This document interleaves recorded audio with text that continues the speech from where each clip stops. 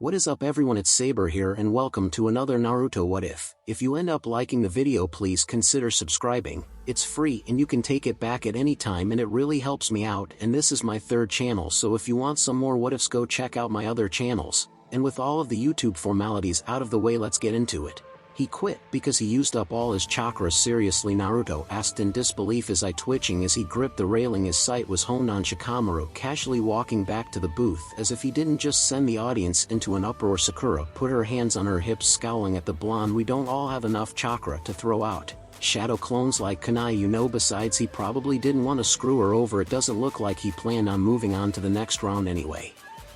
Naruto turned to glare at her as he pointed down into the arena. And it's better to take a fall when you're 2 seconds from winning. Isn't that throwing the fight? Forget going on to the next match. I'd be insulted if he pulled that on me. His pride wouldn't have stood for it had he been on either side of that. Naruto might have called off the next fight if he didn't think he could go through with it, but forfeiting when he'd already won, and he'd be pissed. If anyone ever handed him a win like that, he failed to notice Hinata flinch at his words. He then looked up at the crowd, which was still in an uproar, and they don't sound too happy about it either. Well, to be fair, Ino probably feels the same way. Sakura mused before chuckling a bit. I wouldn't want to be Shikamaru when she gets a hold of him. Fu looked at them curiously. What's Ino going to do? I thought she was nice. Didn't you tell me Ino used to support you back in the academy? Yeah, Sakura replied, rubbing the back of her head. It's just that she can get a bit fired up when she thinks someone's being stupid or lazy, especially if she cares, and that's probably about what she'll think of this stunt. Lazy and stupid, Naruto said with a nod. Meanwhile, up in the stands, what the hell is that idiot thinking? Ino yelled as she shook Choji back and forth, her mouth set in a snarl and her eyes solid white pits of rage. The chubby genin just chuckled at the antics of his teammates. Naruto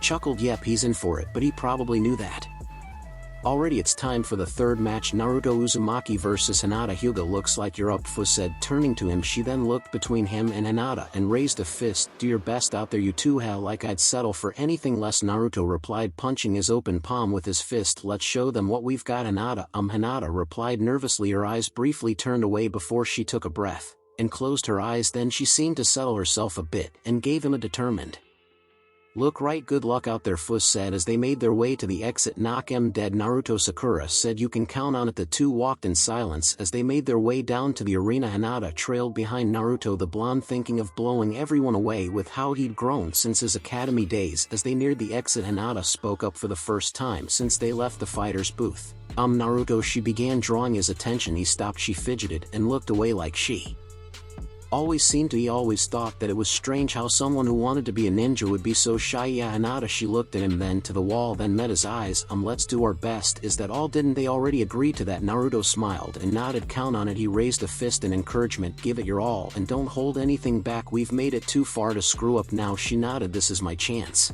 to show everyone I'm not who I was back in the academy, and I bet you've got people you want to make proud too. Hinata nodded. My clan. And she trailed off. He looked back, but she was looking away again. He shrugged. Weird. Well then, make them proud and don't pull any punches because I won't. He put his hands behind his head. Yeah, that would be disrespectful, wouldn't it? The Hyuga heiress replied distantly. He looked back, but she was staring at the wall again. It seemed like her mind was somewhere else for a second. Then she looked back at him and then to the arena ahead. They stepped out into the arena, and the sound of the eager crowd washed over them. Naruto glanced around, looking at all the people in the stands with a grin. Time to give the visitors a show and make everyone see he wasn't the dead last that he'd been in the academy. The two genins soon took their places on either side of the proctor. Naruto tensed his eyes hard as he prepared to fight to make the old man proud and show everyone he was ready to be a Chunin, the next step on his road to becoming Hokage.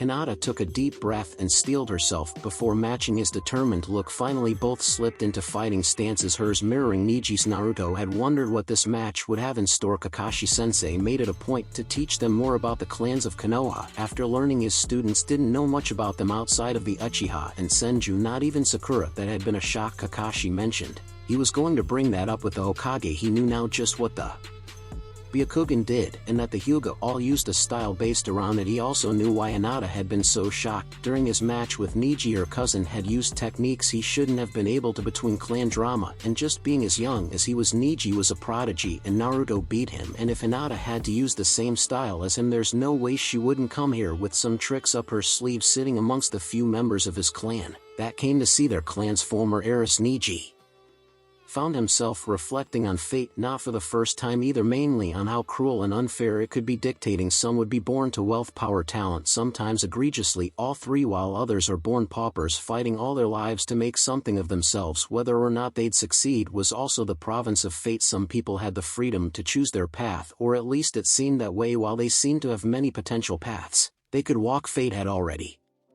decided for them, but at least they seemed to have freedom. They could hope that their efforts would bear fruit, and some like him had their destiny made plain from the moment of birth. No other paths, no possibility of fortune smiling on them, no matter how they tried or how much they hated their fates. Watch Hanabi, he heard his uncle say just a few seats down. It is time to see if your sister has improved since I left her in the care of her sensei. In other words, since he washed his hands of her after she lost to Hanabi. Not that he blamed him. Yes, father, was his cousin's reply. Niji wanted to scoff. People didn't change, not at the core. Hinata was still the weak girl who fell to her little sister, and yet fate had smiled on her enough to make it to the finals where he fell short. But perhaps that wasn't a fortune after all. Hinata had to fight the boy who defeated him in front of her immediate family and countless others. Well, at least this would cast aside any doubts on what she was. Naruto tensed as he waited, thinking back to his fight with Niji and all he'd learned about the Byakugan as he ran through his plans for the match. Then for the first time Naruto could remember the blue-haired girl held his gaze. He didn't doubt she was doing the same. Finally the proctor raised his arm. The veins around Hinata's eyes bulged as she summoned her Byakugan and charged, while at the same time Naruto formed a cross-shaped hand seal. Immediately the blonde was obscured by smoke as two shadow clones burst into existence. The two clones ran forward to meet Hinata as the third stayed back, running through hand seals, wind-style air bullets. Naruto inhaled deeply before breathing out a stream of air bullets. The Hyuga girl weaved around them as the copies closed the distance between them. Hinata drew a kunai and tossed it straight at the ground between them. Naruto saw it had a smoke bomb on it right before it went off, and the three vanished in the smog. Taking a page from his book, Hinata shot out of the cloud as a blur. A second later, using body flicker to close the distance, she struck him right in the center of the chest, and then he burst into smoke, leaving her wide-eyed and off balance. Of course the real one would hang back, use the clones to get a feel for her, and avoid close combat. That's just common sense, plus it's what he did for Niji, exactly why he used that chakra-infused smoke to cover him as he switched places with one of his clones. The real Naruto immediately capitalized on that opening and fired a wind bullet at her back, but unfortunately Hinata couldn't regain her balance quickly enough to dodge, and the orb slammed into her back, sending her flying as she tumbled across the ground. The remaining clone immediately shot forward. It kicked her back while chains grew out of Naruto's back and dug into the ground. Hinata managed to recover at the last second, planting one hand on the ground and throwing herself back as the chains burst from the earth around her. The chains rose into the air before turning and coming down on her. Hinata dodged to the side while the remaining clone shot forward. It came at Hinata with a jab aimed at her chest. As the chains vanished, she sidestepped the attack, then ducked when the clone jumped into a sweeping kick. The Hyuga girl ducked down to evade the blow but was forced to jump back as more chains cut through the air and tore through the ground. Hinata charged toward the real Naruto, the clone in pursuit. Naruto smirked. Bad move, Hinata, he thought, as he and the clone both made a single hand seal, prepared to trap her in wind jutsu, and his thoughts of victory were dashed at that moment. It happened too fast for him to react. Hinata kicked off the ground and spun, and Naruto had just enough time to see streaks of blue at her fingertips. He saw something leave them and raised his left arm just in time. The blonde winced as pain lanced through his arm before it went numb. A glance down revealed the attack for what it was. Are those needles of chakra? He wondered in disbelief as they faded almost instantly. Then a pop alerted him to the destruction of his clone. The memories of its final moments revealed it had been taken out by the same attack. The blonde grit his teeth as he jumped backward. Chains burst from his back. They swung forward in a wide arc, spread out and leaving no room to dodge, forcing the Hyuga girl to jump back as Naruto landed. Thankful for some breathing room, he flexed the fingers on his injured arm. It was just as he feared. All he could feel was a tingling numbness. His fingers were slow to respond to him despite the situation. Naruto smirked. Good move, Hinata. Here, I thought you guys only fought up close and personal. Hinata smiled and blushed just from that odd, but she soon schooled her features and prepared to resume the fight. Okay, so Naruto was pretty much down an arm and couldn't use any jutsu, not even his shadow clones, against someone from a clan that was deadly in close-range combat. Well, he'd been hoping for a fight that would push him, let him show everyone what he was made of. It looks like he got what he'd wished for. Hinata charged and chains burst from Naruto's back as he drew kunai with his good arm. 4 chains dug into the ground while 2 arched through the air and sped towards Hinata. While the blonde threw his kunai into the mix, the Hyuga girl ducked and weaved around the attacks, jumping from side to side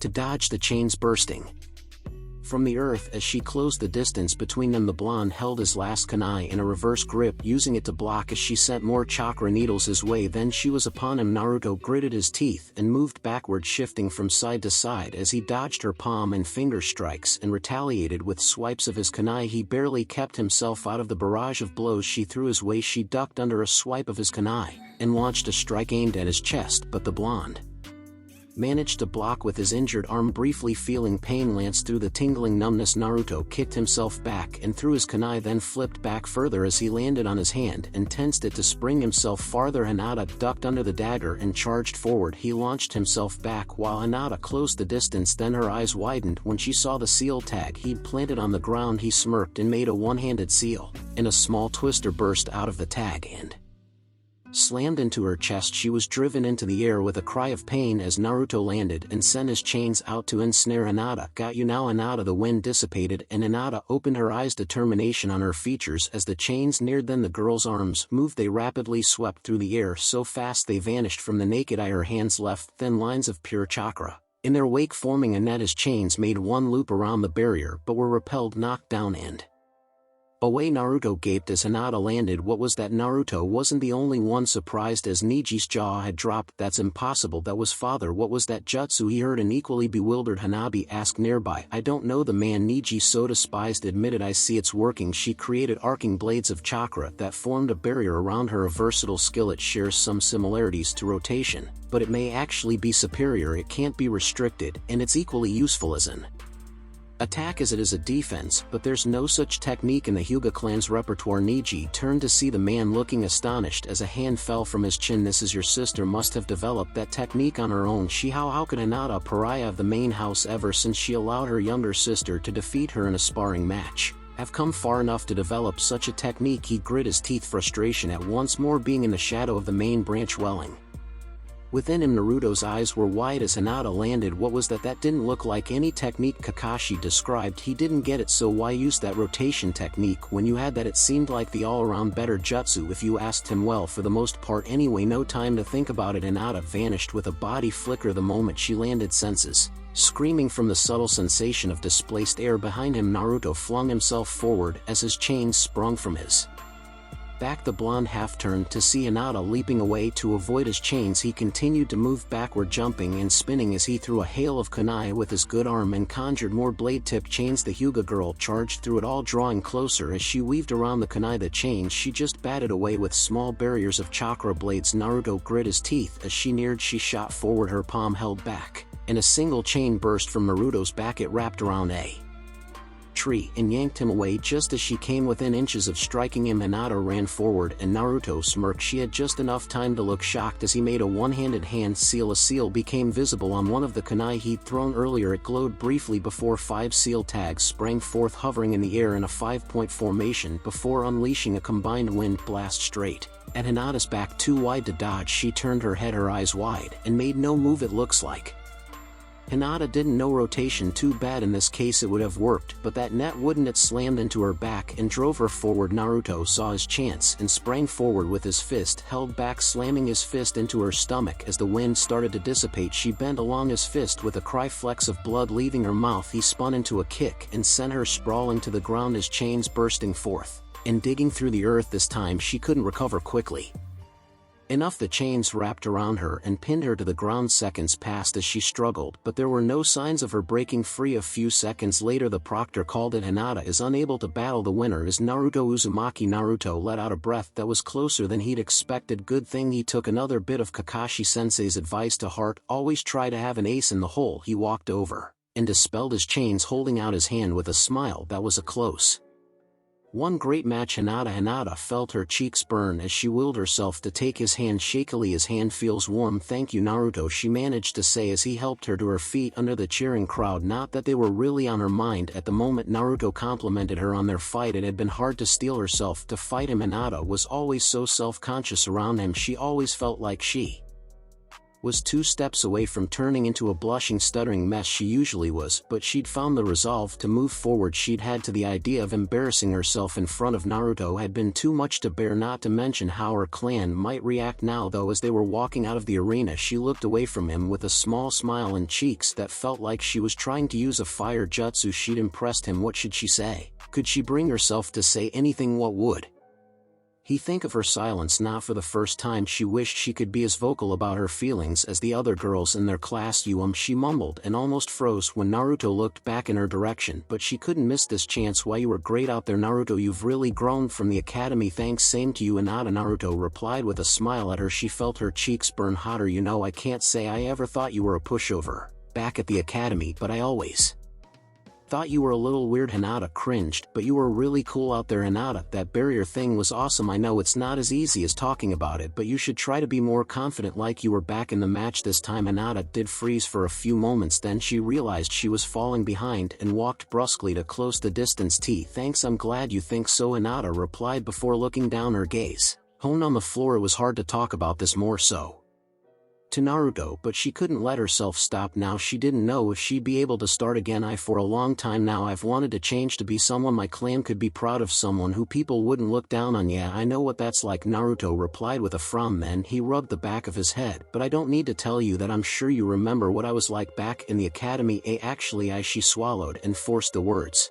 she'd wanted to say for a long time out. I always admired you back then. He looked back at her with wide eyes and she quickly turned hers to the wall. I mean, no matter what happened you always pushed forward, you never gave up no matter what everyone else said or how bad things got. She managed to meet his gaze. I wished I could be like that. Naruto blinked then grinned sheepishly. Wow, I don't know what to say. Well, that makes me feel better about those days, and if what I saw out there means anything, I'm sure you'll get there too. Hinata beamed, warmth filling her chest. Silence fell over them and Hinata replayed that conversation in her mind. Naruto believed in her. Maybe her dream wasn't so far away after all. But as she replayed his words, something he'd said earlier came back to mind and her mood fell. And it's better to take a fall when you're 2 seconds from winning. Isn't that throwing the fight? Forget going on to the next match. I'd be insulted if he pulled that on me. She thought back to the day she fell out of favor with her family so far that she feared more than once that they might move her to the branch house. The day she'd sparred with her 5-year-old sister and lost because she couldn't bring herself to strike her. Hanabi had been cold to her like the rest of her family. Since that day she thought she was looking down on her like the rest. But did she realize that I wasn't really fighting back? Did she feel insulted? Naruto glanced down at his arm as he and Hinata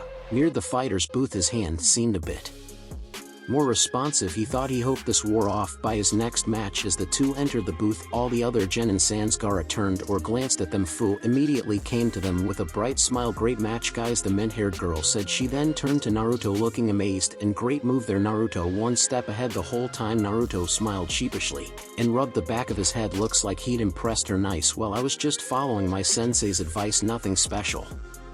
The Taki Kunoichi giggled. She then gave Hinata a commiserating look. Sorry that you had to join me in the loser's circle. Hinata, it's okay. Hinata replied, I think I did well enough. Naruto opened his mouth to speak but was interrupted by the proctor. The next match is about to begin. Sakura Haruno and Rock Lee come to the arena. Your turn, Naruto said to his pink-haired teammate. He raised a fist to her. Good luck out there, do your best. Sakura Fu added. Thanks guys, Sakura said before taking a deep breath. She then looked at Lee, who seemed a bit reluctant. Sakura, the teen with the plus-sized eyebrows, began with his eyes closed. I remember what I said to you earlier and I will stick to that. He then looked at her with determination. But I came here for a reason. Like Naruto, I too was dead last in my class. I came here to face those who stood at the top and prove that hard work means more than raw talent. I cannot back down after making it this far, and I won't disrespect the amount of work you put in to make it this far. I won't hold back. Sakura took a breath. Thanks Lee, she replied, because I have something to prove to myself too. I don't want you to go easy on me and don't expect me to back down. Naruto smiled at Sakura's resolve. Then he noticed Fu walking up beside him. So what was that all about? The mint-haired girl asked. HMO Lee promised he would protect Sakura. He's kinda got a crush on her, Naruto answered. Oh, Fu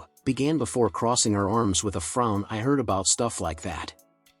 From Shibuki, that's gotta be rough on Lee. You heard, haven't you at least seen this sort of thing before? Naruto wondered, giving her a look of confusion as Sakura and Lee walked out of the booth. I mean, there must have been some kind of drama at Taki's academy at some point. Sakura took a deep breath as she stood across from Lee the proctor. Between them she crushed the nervousness welling up inside her compared to standing in the mist and wave waiting for an attack to face the sound genin to fight.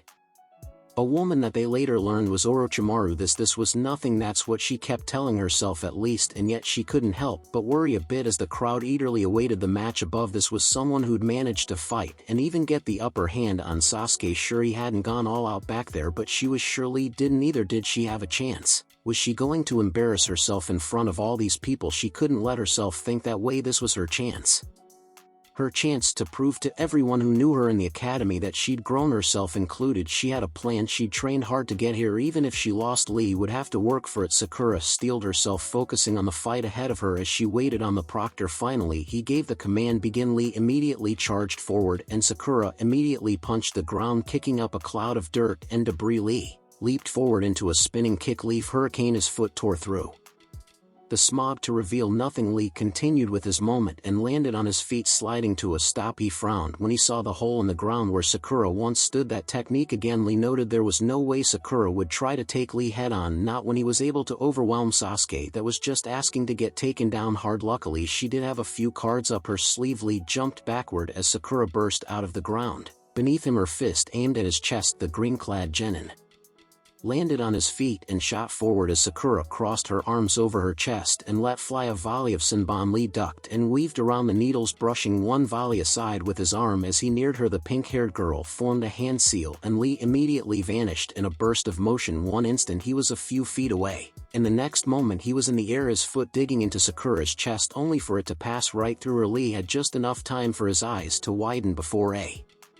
prick on the back of his leg shattered the genjutsu. He leaped away, handstanding before pushing himself into the air and landing on his feet. He grasped at the back of his leg and pulled out 4 needles dripping with light purple fluid, poison. Lee noted, gritting his teeth as he tossed them aside before looking at the hole. The pink-haired girl smirked as the first part of her plan went off without a hitch. Now she just had to keep away from him until the poison did its work. Still, she had to keep him on his toes. She couldn't risk that he had some jutsu capable of reaching her. Plus, the more he moved, the faster the poison would go through his system. To that end, Sakura quickly dug her way to the other end of the arena before rising out of the ground as quietly as she could. Hidden in the brush, she weaved a series of hand seals. Lee saw Sakura burst from the earth. He launched himself at her, rapidly closing the distance as she threw more needles in his direction. He closed the distance, his eyes darting this way and that, searching if she guessed right for anything amiss. Ducking beneath a volley of needles, Lee shot forward and threw a punch at Sakura's stomach. The younger genin managed to sidestep the attack. She ducked under a sweeping kick and leaped backward, drawing more needles. Lee vanished once more in a burst of speed as the needles reached him, appearing behind her leaf hurricane. His leg swept out and phased through her torso as she vanished. Lee landed with a curse, then his eyes widened. He shifted slightly, just a bit off balance. Sakura smirked. Looks like it's starting to work. She then made a hand seal before drawing more Senbon before Lee's eyes. Dozens of copies of Sakura rose out of the ground, almost like the kind of tactic Naruto would have employed way back before the wave mission. Of course, these were all just illusions to keep Lee moving, and by time while the poison wore him down and conserve her chakra. She'd put in a lot of hard work over the past few months, but she'd been very behind there. Her once abysmal reserves were now decent, not great. She couldn't afford to use jutsu the way Sasuke did. Never mind Naruto, she'd wind up in the same tree as Shikamaru. She was lucky that Lee didn't seem skilled enough in genjutsu to break her technique. She'd guessed he wouldn't be, from what Lee said. When he sparred with Sasuke, he seemed to focus on taijutsu as Lee dodged around attacks that weren't there. Sakura moved through the brush, searching for the best spot to mix an attack, and she'd have to reapply the jutsu, but that was a small price for speeding this up. Then Lee leaped high into the air, curling in on himself. As he spun, he reached into his leggings and pulled out lead weights. Seriously, did he wear those into a fight? 10-10 wasn't kidding about how far he goes with this stuff, Sakura thought as Lee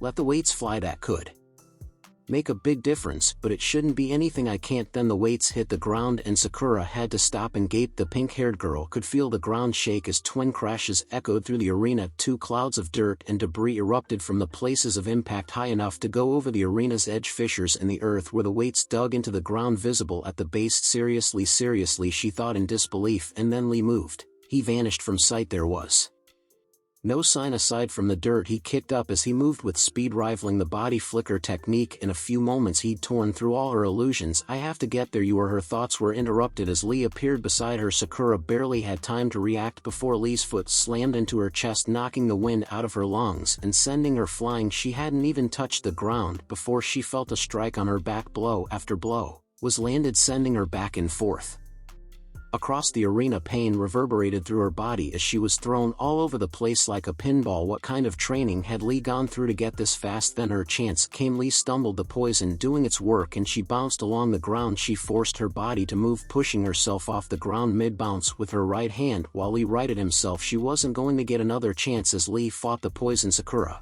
put her hands together in the snake seal, pushing her chakra out from its network throughout her body. Earth-style earth spear. Lee vanished once more at her as her skin darkened and she tensed. This time the blow came to the back of her head. Sakura barely felt it and she heard Lee let out a pained grunt. She was still driven forward, falling over herself, but this time she was ready. Sakura twisted her body and landed on her feet, turning to a bewildered Lee. Sakura went on the offensive, shooting toward him with her fist cocked back and held high. He vanished at the last second and her fist flew straight to the ground. The resulting impact was about the same as when Lee released his weights, and within the resulting explosion of dirt and torn chunks of earth, Sakura released her technique and used hidden mold jutsu to dive back underground. Earth spear was an effective all-around technique. It hardened the user's skin to diamond strength, making you almost invulnerable, your fists included, and the earth chakra flowing through your muscles made you hit harder, a lot harder. There was just one problem: the drain on her reserves. She wasn't sure she could outlast Lee if she tried to use it for anything but short bursts. Best to just hide away and wait out the poison. Sakura closed her eyes and sensed what was going on above ground. Moments passed as Lee waited for her to reappear, then her eyes shot open. Lee started to move,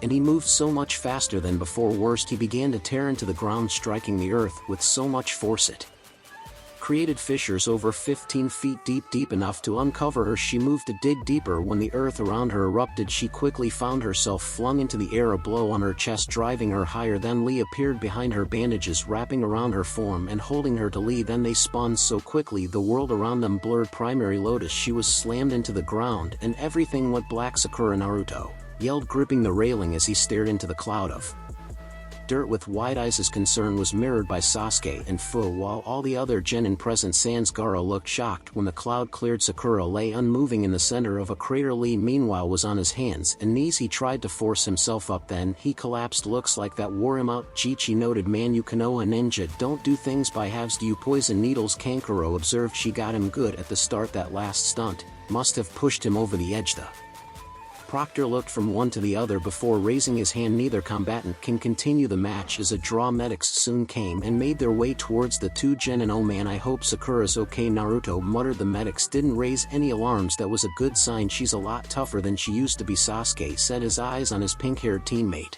as they looked her over. I'm sure she'll be fine. Yeah, remember what I told you, no negative thoughts. Sakura will be fine, Fu said. She then looked down into the arena, but man, Naruto looked at her curiously. Fu's head shot up, a fist at her chest and fire in her eyes. Lee's speed was out of this world. When I get back to Taki, I'll have to work twice as hard to catch up. Was seriously? Naruto asked. Of course, I pride myself on my speed, but Lee totally blows me out of the water. I've got to step up my game, Fu said, pounding her fist into an open palm. Huh, looks like Lee got himself a rival. He couldn't blame her. He'd probably take it the same way if someone tried to outprank him. The next match is Jichi versus Kankuro. The Proctor called out. Kankuro made a strangled sound before raising his hand. I forfeit. Huh, what the hell, you came all this way and you're about to throw in the towel without even trying? Naruto asked in disbelief. He wasn't the only one either. Everyone else was giving Kankuro looks of disbelief. You're just going to back out now? Jichi asked. What can I say? I've had some problems with my puppet. If I went out there right now, I probably wouldn't make a good showing, Kankuro said. Naruto went to say something, but the Proctor continued on. In that case, the next match is Sasuke Uchiha versus Gaara of the Sand. Combatants, come down here. Naruto grit his teeth. No time to worry about whatever was going on with Kankuro. Gaara was already walking to the door. Be careful down there,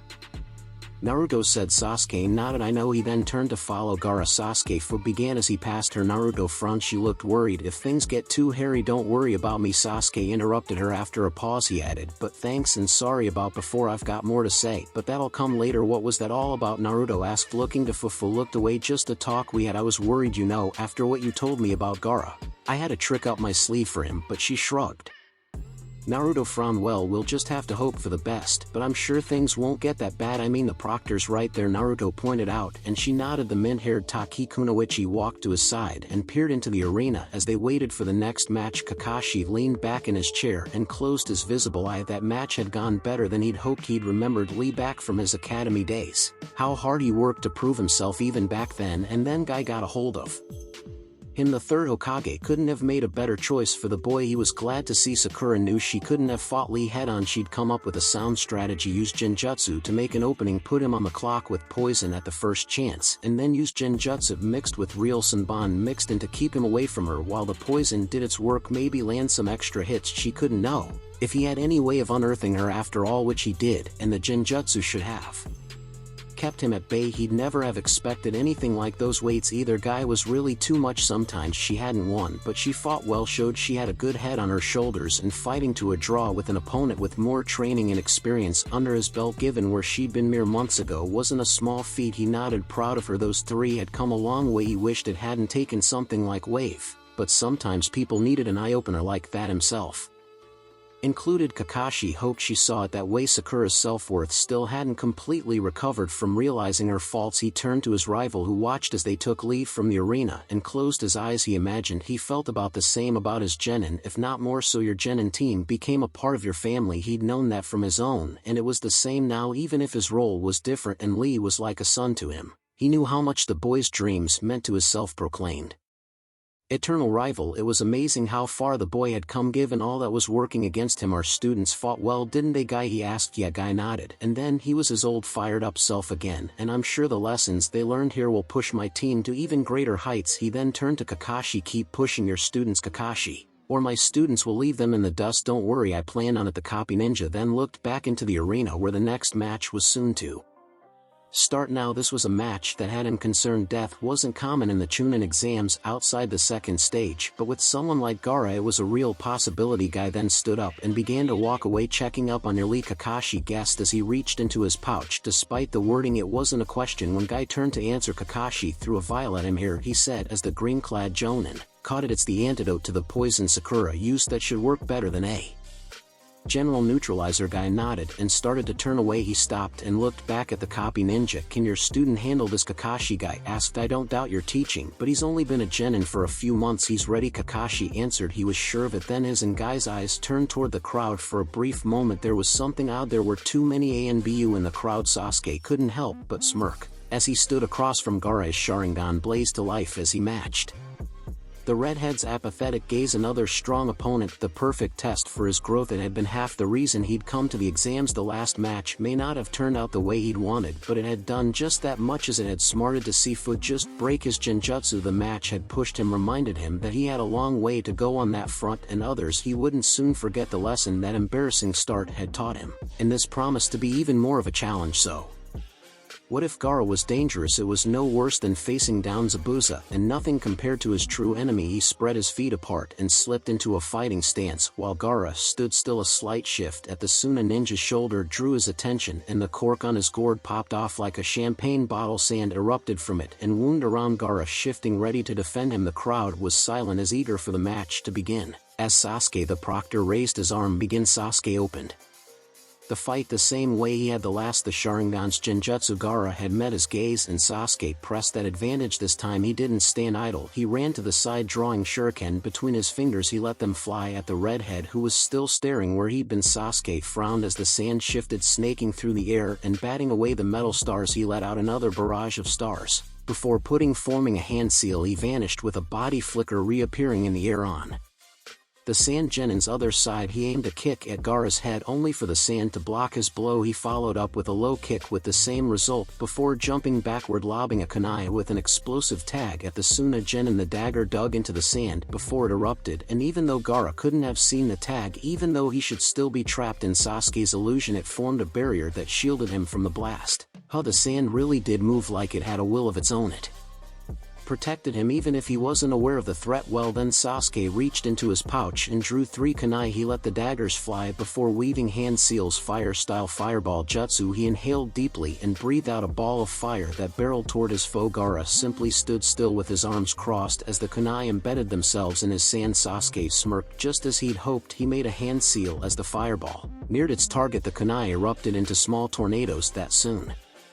merged into one. Then the fireball hit a twisting spire of flame erupted. The proctor jumped back, shielding his face from the heat as embers danced in the air. He'd have to thank Naruto again for that one, given that they were rivals in this tournament. The blonde had put that aside given what he was up against. He just hoped it was enough. He didn't have many other tricks for countering the sand. When the fire faded, Sasuke frowned. Gaara was nowhere in sight. There was some glass, so it looked like the heat had been enough, but Sasuke's eyes widened, his instincts screaming at him. He kicked himself back just in time as sand burst forth from the earth. He dodged from side to side, weaving around tendrils of sediment. He ducked under one and sliced it with a kunai before tensing his legs. One final jump taking him over a dozen yards away from the pool of sand. Gaara rose, staring at him, except he didn't look apathetic anymore. His mouth had widened into a smile that screamed bloodlust. Narrowed eyes gazed at him with sadistic intent. He remembered Kiba's warning, so he was showing his true face. Looked like that hadn't worked either. Sasuke could see why he'd supposedly never been hurt before. He was running out of options here. He didn't want to use his last trump card if he didn't have to. He remembered being told about Kakashi's mistake back in Wave of Jonin, needs to rely on his genin for backup against random thugs,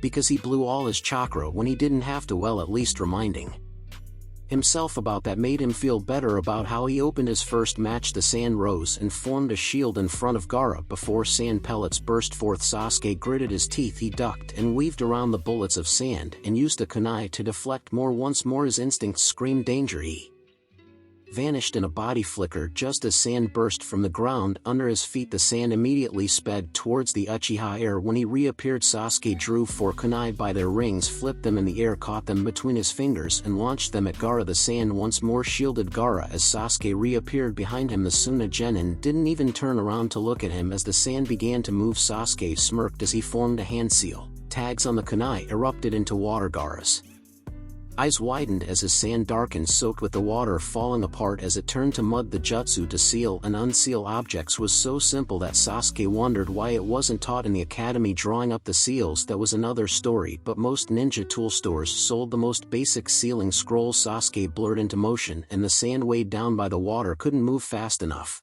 He landed a kick right on Gaara's chin. He moved to follow up, but more sand, dry sand, rose from the ground. Clicking his teeth, Sasuke threw an explosive seal that stuck to Gaara's arm before kicking off the redhead. Flinging himself out of the sand's reach, he formed a hand seal as he leaped backward and Gaara was enveloped in an explosion. Sand burst from the ground behind him, a wall threatening to swallow him whole. He vanished with the body flicker just before it could fall him. He reappeared on the arena wall in a crouch, glaring down at Gaara. The smoke cleared to reveal Gaara standing there, hunched over. He barely budged. Sasuke frowned as he noticed the sand wielder was covered in cracks. Gaara looked up, a crazed expression as sand flowed over his body, seemingly melding into it as the cracks filled in only a few seconds. What damage there was had vanished. An armor of sand. Sasuke murmured, great, he's got another layer of defense behind the shield. It was then that the redhead changed tactics. The sand retracted, flowing towards Gaara like water and forming a dome. More particles flew together and formed a small orb in the air. Then it changed colors and turned into an eye. Sasuke clicked his teeth. The sand had compressed itself. It had to be a lot harder than it had been, and considering how none of his attacks had worked so far, guess I'll have to use my trump card after all. Fu gripped the railing as she stared down into the arena, her gaze honing in on the dome of sand. That's it's like my cocoon, Fu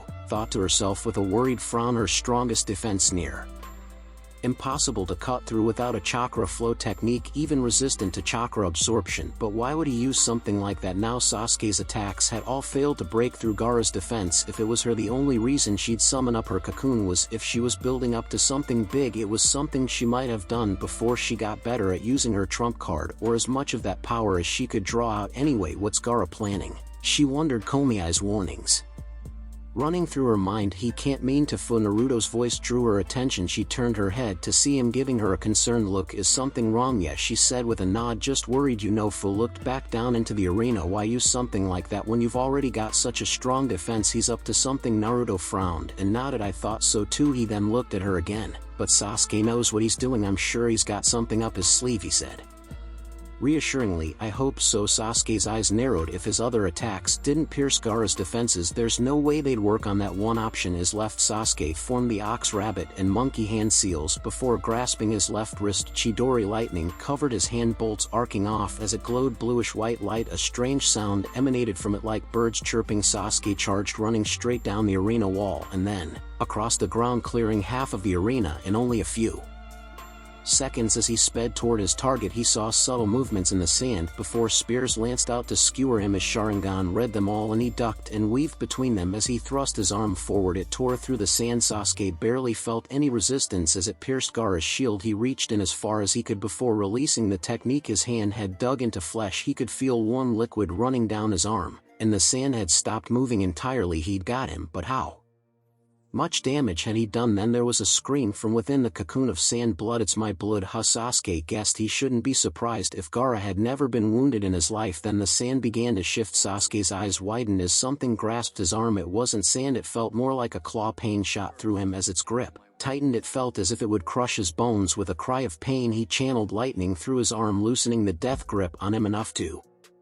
throw himself back, but he couldn't have expected what he saw next. It had indeed been a massive claw grasping him. It was a brighter yellow than the sand, covered in blue lines, almost like veins, as it hung limply, startling enough by itself. But his Sharingan showed him more. He could see its chakra, crimson chakra filled with bloodlust, more potent than any Sasuke's eyes had seen before. Naruto gripped the rails, looking down into the arena with wide eyes. That this is like something Jiraiya had told him about when he'd been training him, teaching him how to use the Kyuubi's power. Don't tell me he's full. Leaned forward, her expression panicked. That's was he actually going to? Then it retreated back into the shield and an eye peered out from the hole he'd made, glaring at him balefully. But it wasn't Gaara's. A yellow orb sitting in a pool of black. The pupil was shaped like a 4-point star with small spots lying between its arms. An inhuman roar echoed from the orb of sand. Air whipped out from the cocoon as Sasuke stared in shock at the heart of the storm. Then it ended. The sand melted away, revealing Gaara clutching his shoulder as blood ran down his arm. And then there was an explosion of smoke at the Kage's booth, drawing his attention away from Gaara. Out of the corner of his eye he saw chakra signatures, strong ones, moving quickly through the crowd. Sasuke's gaze scanned the stands above as a sense of foreboding filled him. Sakura's entire body ached, more so than any time she could remember. That was the first thing she became aware of as she began to stir. With a quiet groan she cracked open her eyes, then she hissed in pain as light filled her gaze. She pinched her eyes shut, gave them a second, then opened them again. A white tiled ceiling with long thin lights. Where had she the match? Sakura bolted upright as she realized where she was and how she must have gotten there. And had she lost? She must have. If she was in the infirmary, she gripped the sheets that had been covering her with trembling fists. At all of her hard work amounted to nothing in the end. "Ah, you're awake," a familiar voice said nearby. Sakura turned to see Lee sitting in the bed beside hers. Lee, she blinked as the green-clad genin smiled at her. "You're here too, huh? I knew you'd spring back as expected of my rival's student." She turned to see Guy with a cup of water. "Hey, they're doing all right. I hope Lee didn't hurt you too much." "I'm fine, a little sore," Sakura replied. "Well, more than a little," Lee chuckled sheepishly before letting his head fall back onto the pillow. "I overdid it with those last moves. I couldn't stand up, so the match ended in a draw." Oh, Sakura replied numbly. "A draw? Well, that wasn't so bad." Then her head shot up before she turned and reached into her pouch. "Hang on, let me get you the antidote." "Don't worry about that," Guy told her. "Kakashi already gave it to me." "Ah, yeah, that made sense." Sakura relaxed, then noticed that Lee was doing better than she thought. "Did the medics do anything besides put you in the bed?" she asked. "They couldn't have known what poison they were dealing with, but he seemed better." Surprisingly to her, he nodded. "They used water to draw most of the poison out, but they said there were still trace amounts in my blood." That was when Guy-sensei arrived. Sakura blinked more and more. She was looking forward to learning how to use medical jutsu. A silence fell over them before Lee broke it. "Sakura, I'm sorry." She made a hum of confusion and looked at him. "That last technique is not something I'd planned on using on you, and don't worry about it." She cut him off. "We both agreed to go all out, didn't we? Besides, you could say the same thing about me using poison. Sure, it wasn't lethal, but there was always the risk of an allergic reaction. It was probably because of that promise he made." Sakura didn't understand why he'd wanted to go out with her so badly. She knew all about love at first sight. That's how she felt about Sasuke, but she was no one special. "Not like I had many other options," Sakura admitted. "I knew I had no chance against you head on." She may have had a chance if her genjutsu could do more than project false sounds and images. She wasn't good enough to conceal herself yet. Still, that was enough to cover her Senbon. That was some incredible speed back there. I've never seen anyone move like that aside from our sensei. Thanks, it's the Result of years of hard work and effort, Lee said. She looked at him to see him staring at the bed, his brow deeply furrowed. But why didn't you keep using that hardening jutsu? My taijutsu was useful against it. I couldn't, Sakura admitted, drawing his attention. How much has Ten told you about me? Only that you've been working hard to improve yourself for the sake of your team. Lee raised a fist to her. It is an admirable goal, Sakura. Sakura smiled faintly before her head fell. She stared down at the sheets. Well, that wasn't always the case, she began. I didn't used to take being a ninja seriously at all, the type who was more interested in boys than training. She looked away. It took a near disaster for me to realize how stupid I'd been, how my team could have gotten killed because I was the weak link, she said as her hands tightened in her lap. I decided to change to make up for holding them back the way I had. I wanted them to be able to rely on me next time, but I had a lot of lost time to catch up on. My stamina's miles beyond what it was. But she quiets down. You know, Niji's been withdrawn since his match with Naruto, though I can't tell if that's a good thing or bad yet. Lee began drawing her attention. He always insisted that people don't change no matter what. A loser will always be a loser. He then smiled at her. I hope you and Naruto showed him how wrong he is. She looked up at him and he gave her a thumbs up. Neither of us got as far as we wanted, but we'll work hard and do better next time. Right, Sakura? Sakura smiled. Right, she laid back. My parents have said things like that. I need to focus on growing and learn from any setbacks or mistakes I make. That is a core tenet of Gai-sensei's teachings. Never give up, push yourself beyond your limits, and if you fail, strive to do better next time. Sakura laughed. She then looked at the ceiling. So Lee, what are you trying to prove? You seem plenty strong to me. Lee nodded. I like to think I am, all thanks to Gai-sensei's teachings, he said with a grateful glance at his sensei. Then he closed his eyes. As for what I want to prove, I want to show everyone I can be a great ninja. Heck, kinda like Naruto. Yes, I recall he too was dead last. Lee looked out the window and Sakura sat up when she saw the determined expression he wore. Everyone always told me I should give up. The other students laughed at me. The teachers thought I was a lost cause. No one believed in me before Gai-sensei. Sakura blinked and frowned. Why not? She knew Naruto floundered so badly as Chakra. At least that was part of it. So what held Lee back? I cannot use ninjutsu or jinjutsu, he admitted. Sakura's brain short-circuited. What? Lee turned to look at her. I have a deficiency in my chakra network. I cannot mold my chakra in a way that lets me use ninjutsu or jinjutsu. His gaze then turned back to the window. All I can use is taijutsu, and I had no talent in the art. Even in that, I was the last in my class. Again, what? That was possible? She'd never heard of anything like that. I can see you're surprised, Guy said before cupping his chin. Yep, you get a few cases like this from time to time. Usually they drop out of the academy. When it comes to light, to be a ninja was my dream. I refused to let my deficiency stop me, so I focused on taijutsu, and after years of hard work I've made it here to the final round of the Chunin exams when so many others failed, and I'll keep going. I won't stop until I prove I can be a great ninja, even without ninjutsu or jinjutsu. Sakura's jaw had dropped.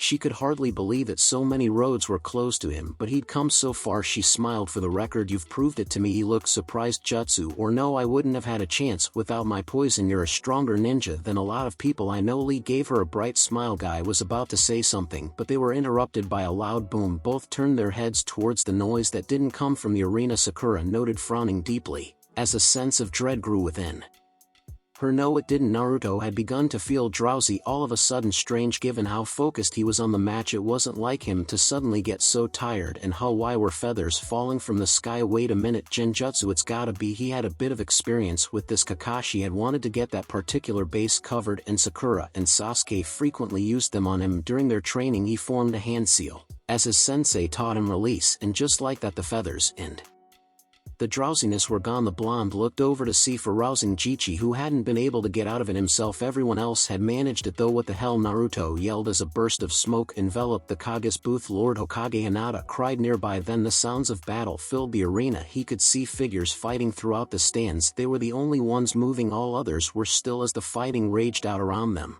What's happening? Fu asked as her eyes ran over the crowd. It was then that Jichi grabbed her shoulder. Wakanoa's under attack, Jichi said as he began to run, dragging her along. We have to go now. But Fu replied before the Sand Genin jumped into the arena, taking Gaara's sides. Their sensei jumped between them, standing between them and the proctor. Then the three Genin took off while their teacher fought the Jonin. What, aren't Suna our allies? Naruto asked in shock as the proctor fought the Suna Jonin. Well, at least we know who's attacking us.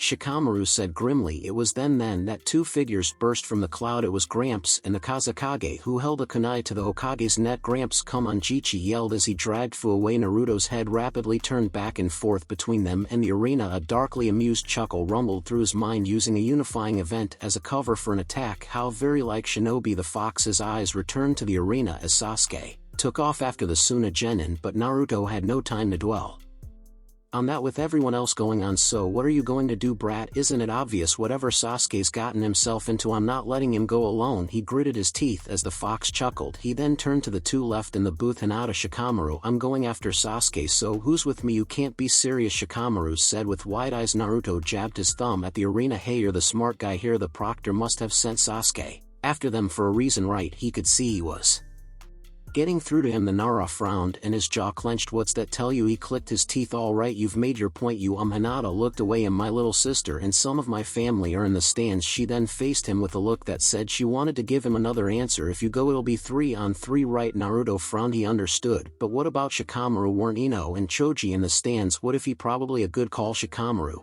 noted, putting a hand to his chin. They'd make high-profile targets. I shouldn't have to worry about Ino and Choji. Our clans don't have nearly the same reputation. Naruto let out a breath in relief. Thanks and good luck, Hinata, he said to the blue-haired girl who nodded. Let's go. Sasuke's already got a head start on us. The path they took was still open luckily, and in short order the two were over the edge of the arena and in hot pursuit. You have no idea what you're getting into, the fox chuckled. Naruto clicked his tongue, in no mood for the fox's taunts. I know exactly what's going on here. Then he frowned. Gaara's a Jinchuriki too, isn't he? He honestly didn't know how to feel about that. Gaara had likely had a life similar to his, maybe worse. He could only imagine what Gaara had been through to turn out the way he had. Oh, there's more to it than that, the fox answered. Enlighten me then. Gaara's power over sand is born of the power of Shikaku, but you'd know him better as the Ichibi, the fox said, though there was a hint of something dark when he said those last words. He's the weakest of us, but he still has enough power to destroy that village in a single attack. So what, he's around my age? Even if he's trained all his life, how much of that power could he use? Naruto thought back. Therein lies the problem, the Kyuubi answered. As you know, a body as young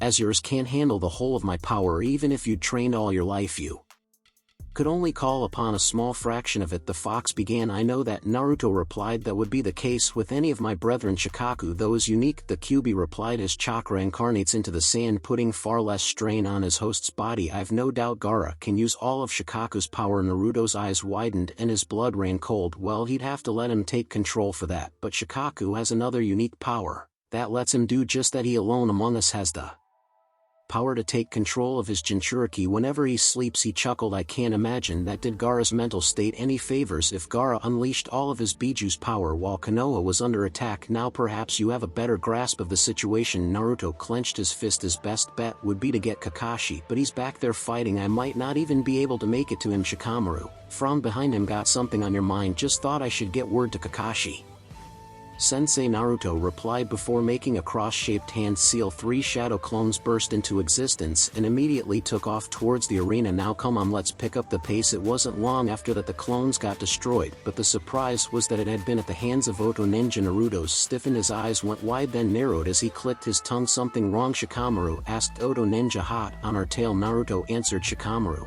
looked shocked then cursed. So this is what Orochimaru had planned. He closed his eyes for a second before turning his gaze on Naruto. Naruto, can you use your clones to lead them on a wild goose chase? Can do. The blonde smirked. And they can set up some surprises for these guys. That'll buy us some time, but they'll catch on to our trail eventually. Orochimaru probably made sure they were familiar with the terrain. We'll have to think of something. Shibuki gritted his teeth as he deflected a kunai with a blade made of water before leaping toward his enemy. Sword held overhead, the Oto Ninja blocked as he brought his water-slicing blade down. Then his eyes widened as he let out a grunt of pain. He looked down to see the chief of Taki had conjured another blade in his free hand and buried it in his chest. Shibuki kicked his now dead enemy towards another Oto Ninja, the blade dissolving as he flew. The blue water mingled with red. 2 more rushed by as Shibuki made a hand seal. The water that once formed his sword morphed into a water clone. 1 Oto Ninja turned to block a freshly formed sword from the clone and was thus left open as Shibuki shot forward with a body flicker. He swept the enemy ninja's leg from under him, leaving him wide open. The clone raised its sword in a reverse grip and stabbed him through the heart. The ninja turned to face him as the clone attacked. Shibuki ducked down as he saw one of his guards draw a shuriken shadow clone jutsu. He yelled as he let the blade fly and ran through hand seals the ninja star.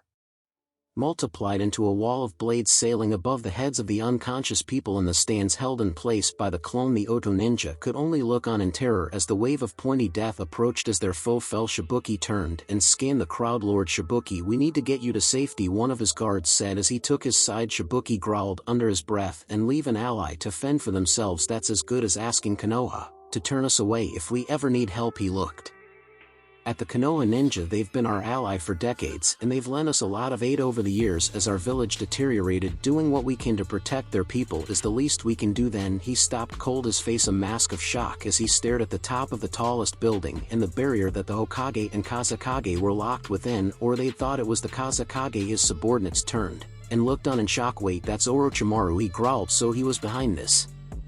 Konoha's most infamous rogue ninja, the former student of the third Hokage. It was well known that his former teammate Jiraiya had been pursuing him for years. Had they known he was in the area, had they known something like this could happen, either way it didn't change their current situation or that there were lives at stake. But if they had, and hadn't seen fit to warn him, he could use it to add weight to the requests he'd intended to make before he returned to Taki. Shibuki would help an ally anyway if he could, but Taki's growth and well-being was his first priority. But there was another concern one Fu had brought to his attention. I hope you're safe, Fu. His eyes scanned the crowd and landed on the famed copy ninja, the Jonin. Face down, several Oto ninja led by an imposter Anbu. Neither side made a move at the moment. Good Keigan Yuichi, cover me. As his bodyguards took his side, he closed his eyes and placed one hand on the ground. Kakashi's single visible eye glared at the Oto ninja, only a dozen yards away, tense, prepared for the slightest sign of attack. He couldn't use his Sharingan, not now. He couldn't afford to waste the chakra. Besides, their standards were lacking. But then he was aware that the Suna ninja likely made up the bulk of their forces, and they were elsewhere. They just needed to keep them all pinned here, unable to help protect the rest of the village or help the Hokage. His eyes scanned the crowd. He could see Asuma and Kurenai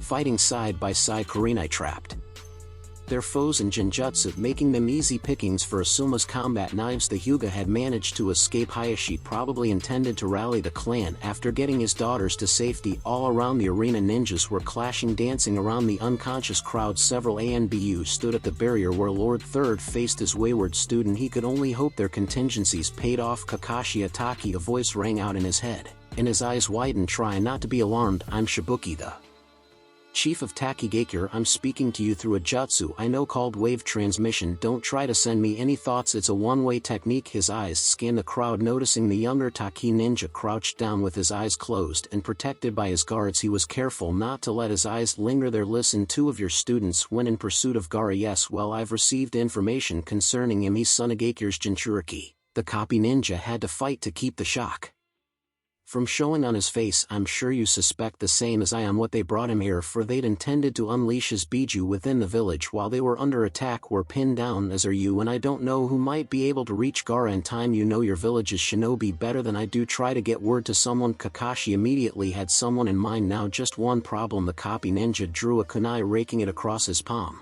before letting it fly at his foes. In one motion, one of them deflected the knife as they began to attack, but it had done its job. He pulled out a summoning scroll, ran his blood-soaked palm along with it, and then slammed it onto the ground. He immediately vanished in a cloud of smoke. The Oto ninja stopped as their honed senses detected the sound of cracking stone. They leaped back as Kakashi's ninja hounds burst from the ground, barking and growling at their assailants, all of which covered Kakashi as he kneeled down and spoke to a small pug in the smoke pack. I need you to get word to Asuma and Kurenai. Hinata ran through the halls of the stadium, her Byakugan blazing as she took in her surroundings in ways only those of her clan could. The pale-eyed girl's gaze swept the halls and found them empty, no sign of Chakra in front of her or in her visual range. Most of the attackers who'd snuck into the village with the spectators seemed to be fighting outside. She was sure her father would order that the clan regroup at their compound before beginning to counterattack. She needed to make sure her sister was safe, and after that her father would know best what she could do to help. The only other person she could turn to was Kurenai-sensei, and she was in the thick of the fighting. She didn't want to fight even if the academy had trained them to be ready to kill. That didn't make it easier to think about,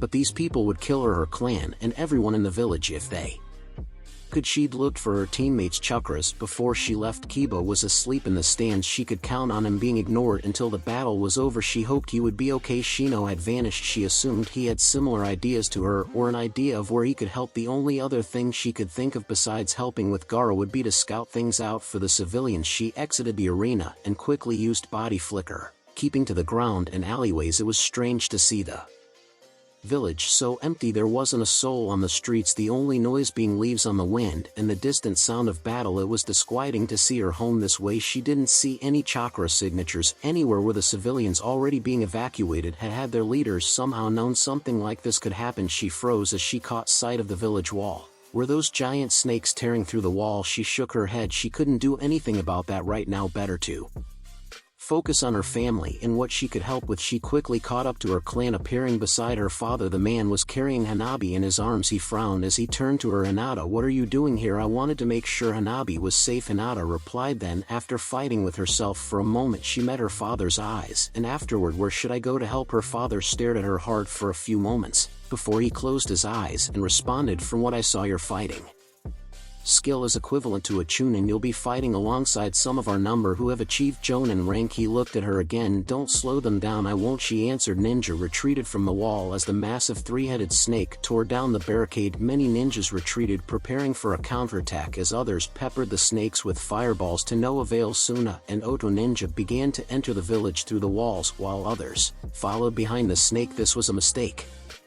Summoning bring down the house jutsu before the snakes nor the ninja beneath it could react. A giant aquamarine toad bearing two massive swords held to its back with an orange sash came down on them from above. It landed with enough force to make the ground shake. On top of its head stood Jiraiya, his arms crossed as he surveyed the situation from his vantage point. He and the old man had discussed what Orochimaru might be planning, but this was much worse than he'd anticipated. How'd he manage to secure Suna's aid without him knowing? It didn't matter. Jiraiya could look into how that slipped the net later. For now he had to focus on the task at hand. No sounds of panic. A glance back showed only empty streets. Good, the civilians were all on their way to shelter, and that meant their ninja was preparing to strike back. Many ninjas had likely died on the wall to buy them this time. Well, he might as well lead the charge. Jiraiya smirked. He could tell from the faces of the enemy ninja on the buildings below that they'd recognized him. The snakes pulled back, escaping from under the toad. They eyed it warily. I hope the old man's okay, Jiraiya thought with a frown, briefly glancing at the arena. If our hunch was right, then he's fighting Orochimaru right now. And where's the Kazekage in all this if he has to face both of them? He then huffed and chuckled. Just like him to tell me to see that the civilians were safe before helping him. The white-haired man threw an open palm at his enemies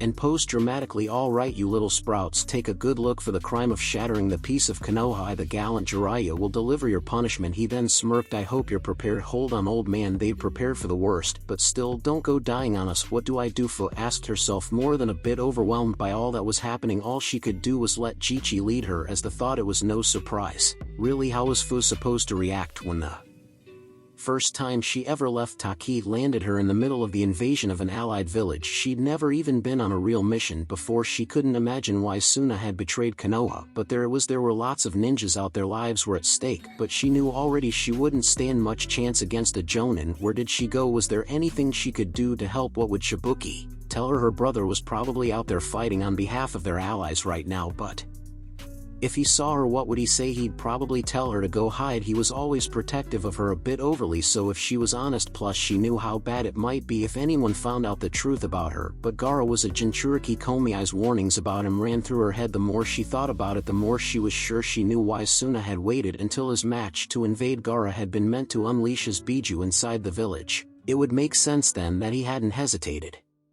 to try to use his Biju's power during the match. She'd thought that he'd want to keep something like that secret. It wouldn't exactly be smart to reveal yourself as your village's secret weapon for something like this. That was part of why she'd hesitated to warn Sasuke that, and having to explain just how she knew that no matter how she might have played it off, that came dangerously close to breaking her promise. If Gaara used Shikaku's full power, he could destroy all of Konoha. Lives were on the Line she frowned, a strangled noise coming out of her throat. Shibuki's included in Naruto. Fu was sure he'd have followed Sasuke. Two of her friends, well, one and a sorta maybe friend, were going off to face him with no idea what they were up against. How could she stand aside when their lives and so many others were at stake? Her eyes hardened. There's no way I could do that. She broke free from Jichi's grip and ran. The other Taki Genin turned shocked still as she took off down the halls. It took him a moment to snap out of it and chase after her. Fu, where are you going? Her temporary teammate asked as he trailed behind her. I'm going after Gaara, she said. What are you, out of your mind? You saw he's a Jinchuriki. Fu cut him off, drawing him up short. You know what could happen if we let him use his power. All the more reason we need to get out of here. Shibuki told you. Shibuki's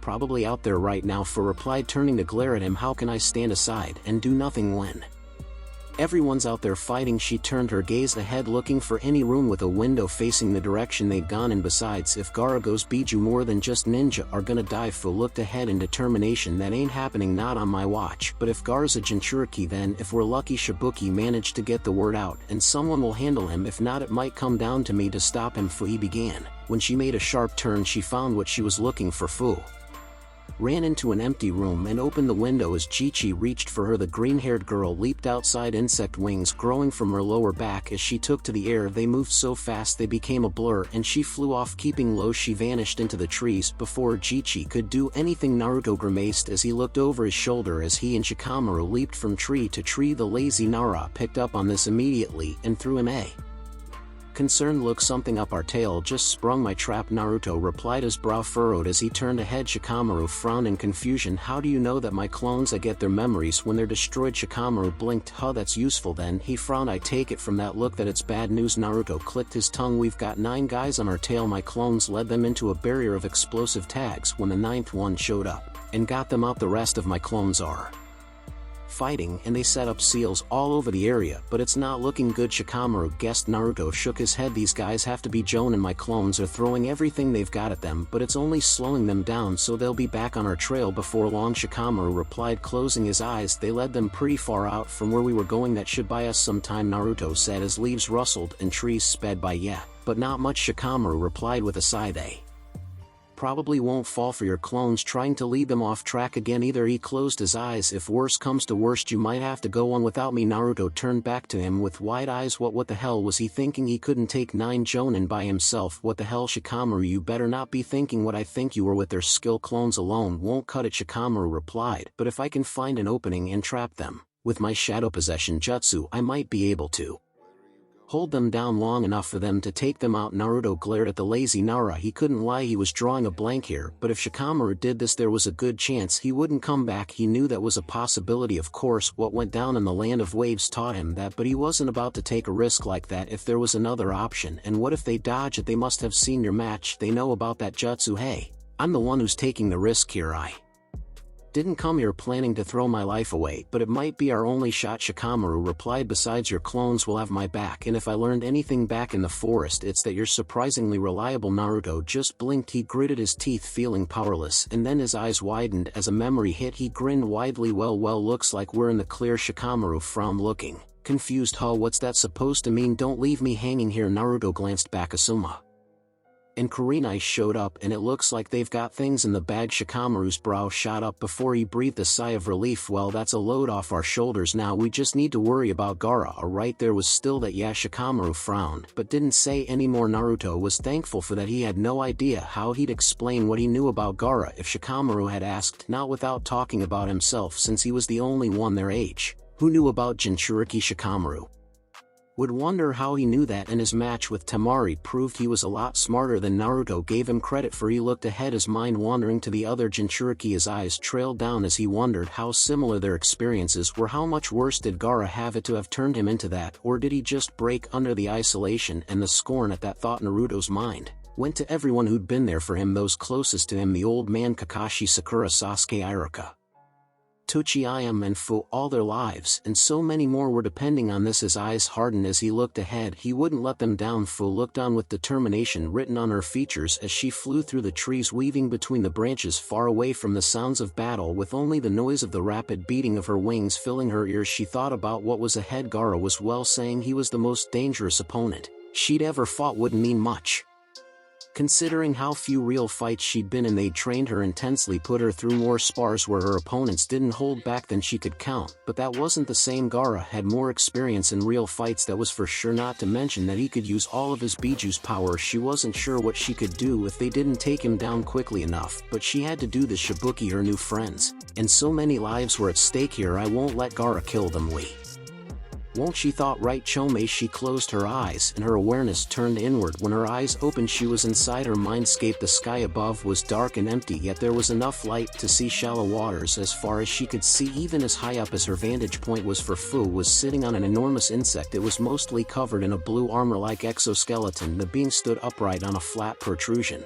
At the end of its abdomen, 6 orange wings growing out of it with a single whip-like green tail. All you could see in its eyes was an orange glow from within its horned helmet-like skull. Its mouth was full of sharp teeth framed by a pair of pincers. It also has spiked protrusions on its shoulders and a row of slits on each shoulder, and 6 legs, 3 on each side, the blue gradually giving way to green near their ends. Chome, known by most as the Nanabai, the 7-tailed horned beetle, the Biju that was sealed inside a Fufu, sat on a forked horn growing out of its back. She looked down to meet its eyes as the Biju turned its head to look at her. I might have to rely on you just a little bit. I'm here for you for always, Chome replied, his face contorting into the beetle's version of a smile before it disappeared, replaced with seriousness. But this might be a tough one, even for ones as lucky as us. I know, Fu replied, mirroring his demeanor. Her eyes were hard with determination. It'll be rough, and if Gaara goes full Biju, he could take out the whole village, and who's to say he'd stop there? But there's gonna be soon a ninja there too. Would he really take out his own people? Chome grimaced. If Shikaka's calling the shots, no one's gonna be safe. Is he really that bad, kid? You got no idea. Then we got to stop them before it's too late, Fu said determinedly. You know what that might mean though, don't you? Chome asked. Are we really going to go all out? Fu grit her teeth at that reminder. There won't be much choice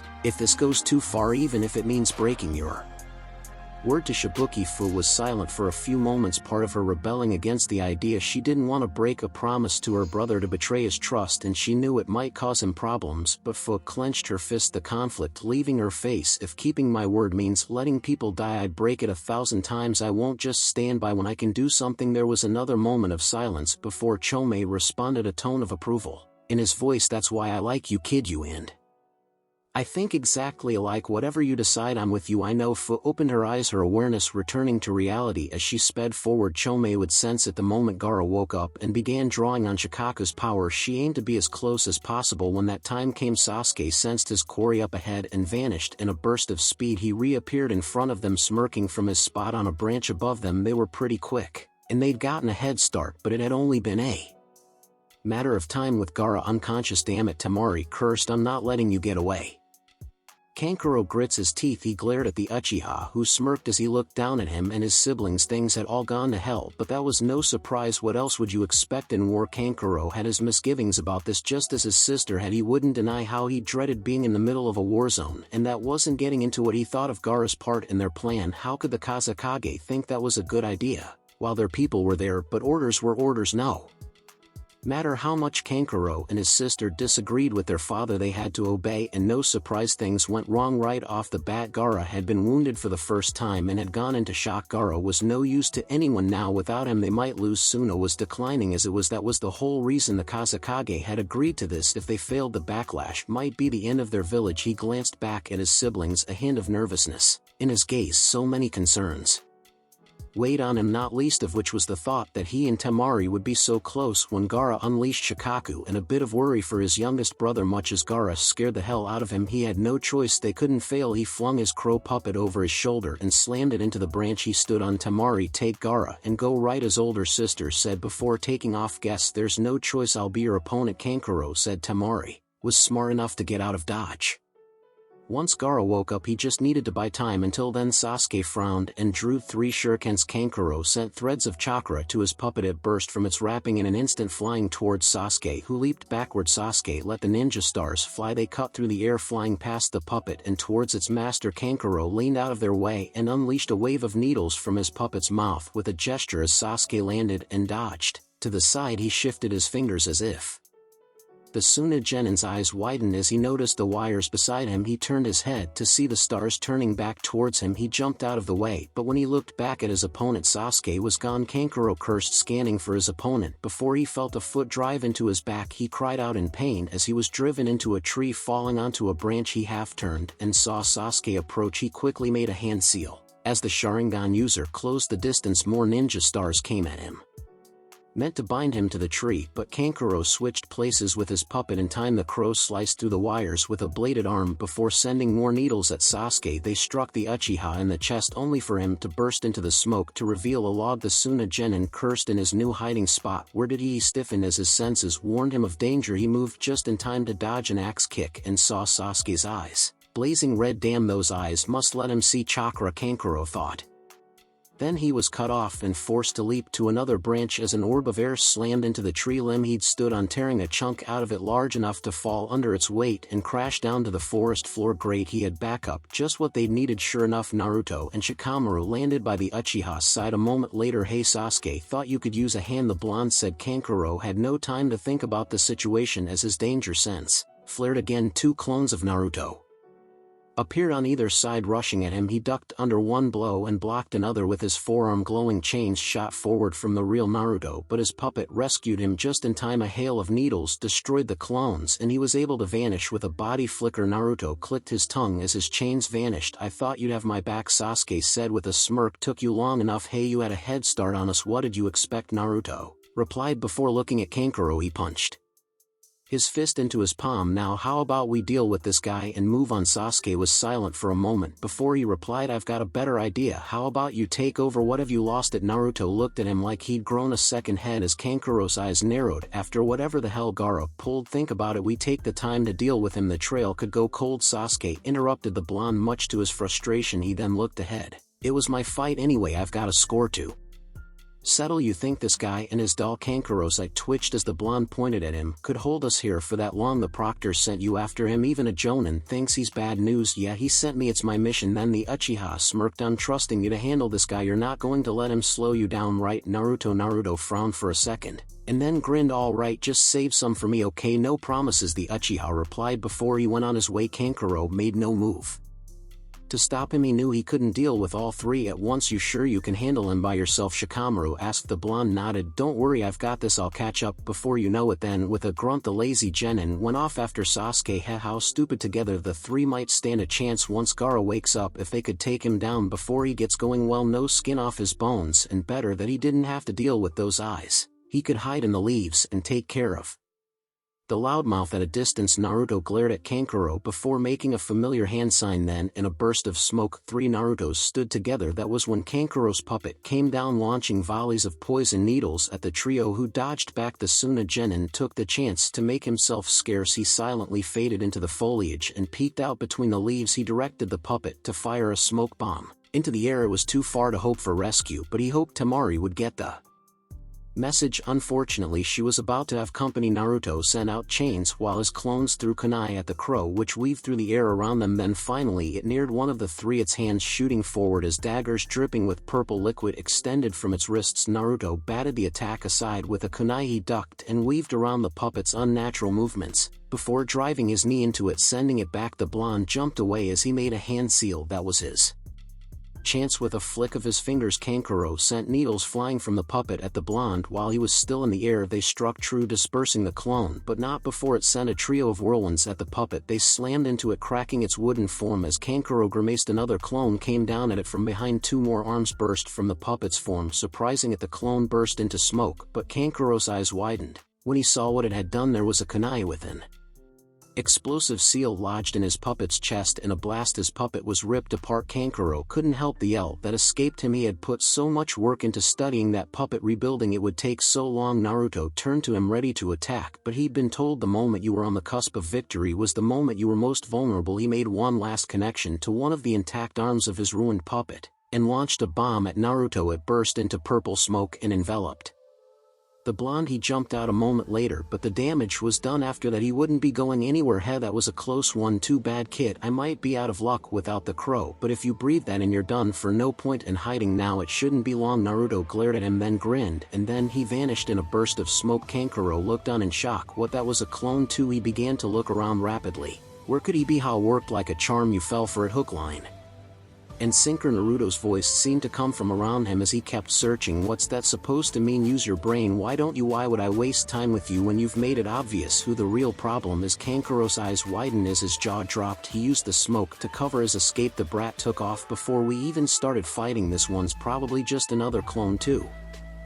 Damn it. Kankuro began to move to follow after them. Even without his puppet he wasn't helpless. He could still I wouldn't do that if I were you. Naruto's voice stopped him. While you were busy with those three I was putting up a seal around this place. Try to leave and this whole area will go up in flames. You expect me to believe? Kankuro stopped as he remembered something in his match with Niji. He tried to trap him in a square of seal. Shit, that's right, so sit tight, cause you're not going anywhere. Kankuro clenched his fists. Sorry Temari. Gaara. Sasuke leaped from tree to tree, eyes blazing crimson as he looked ahead. Temari must have seen Kankuro's smoke bomb. No doubt she'd realize what it meant. There was no telling what surprises she may have in store for them. So what's the plan? Shikamaru asked, drawing his attention. He glanced at the Nara before returning his gaze ahead. Gaara was no joke to begin with. Before we factor in whatever came out of that cocoon, Sasuke felt the other Genin's gaze on him before he continued. I noticed that during your match you made it a point to exhaust all other options before you used that lightning jutsu. Of course it could just be that it was your trump card, but given what you were up against I'd guess it has some drawback, doesn't it? Sasuke clicked his tongue. He'd hit the nail on the head. It costs a lot of chakras. Too much. I can only use it twice a day. He glanced back at Shikamaru and saw he'd closed his eyes. In other words, you've got one shot. He grits his teeth. Damn it, and based on the air pressure from that roar my shadow possession may not even work, so we'd have a better chance with Naruto between those chains of his and his sealing jutsu. He smirked. That's what I would say, but knowing him he's not too far behind. Sasuke grunted. He'd thought the same. Knowing Naruto he'd have already gotten around Kankuro. Still he wanted to end this on his own. It was his fight, his chance to prove how much he'd grown, how much closer he was to his goal. He frowned as he remembered what had happened during his last test. He'd fallen and Naruto had finished the fight. The thought of Naruto finishing another fight Sasuke couldn't rankle. It would be another sign of just how far behind he was. His eyes widened as he saw movement ahead. A powerful chakra, one that wasn't Temari's or Gaara's, floating in the air, infusing the air, forming it into blade. Shikamaru, watch out. He managed to get out. Fortunately both vanished with body flicker before winds raged and trees were sliced. Naruto looked forward with determination as he shot through the trees, moving as fast as he could to catch up to his teammates. Then his eyes widened as he felt a shift in the wind. Before he could react he was blown off of his feet as the trees fell around them. A brief glimpse of a weasel bearing a massive scythe passing him by as he flew back. Chains burst from his back and whipped around, brushing logs aside and severing blades of wind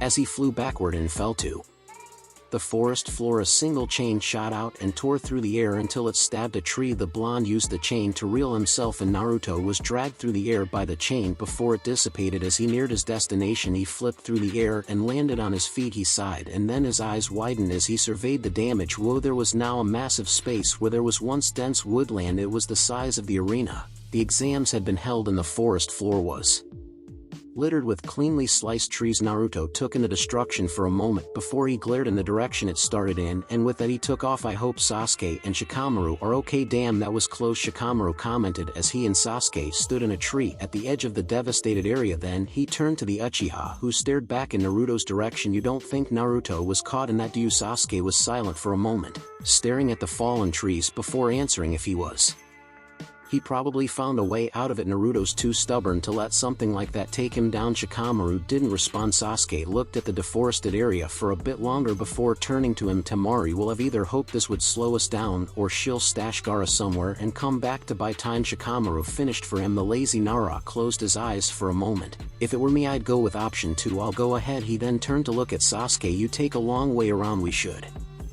know soon enough if she decides to stand her ground. If so, I'll handle her. He looked forward. Can't say I'm eager for a rematch, but between us you're the only one with a chance against Gaara. Sasuke nodded and smirked confidently. Looks like we'll finish our match after all. It was then that they separated. Shikamaru moved along the edge of the area while Sasuke took a longer route. It wasn't long before Sasuke heard gusts of wind rattling the leaves. With Temari out of the picture he just needed to Fine Gaara. Sasuke went around the sounds of battle and searched for his target. His crimson eyes scanned the foliage as he glanced to and fro. She couldn't have gotten far before she turned back. Where did she hide him? Sasuke got an answer only a few seconds later. The Uchiha saw a mass of crimson chakra through the trees, already more powerful than it had been in the arena and growing more potent by the second, and yet Sasuke couldn't help but smirk at the challenge ahead. There you are. Sasuke leaped up to a branch above his quarry. He couldn't help the way his eyes widened at what he beheld. Gaara stood hunched forward with his left hand on the branch to steady himself. His gourd was breaking down into the sand and seemed to almost melt into his body, growing out and flowing over him and transforming into something more like flesh. It had completely covered his right arm and shoulder.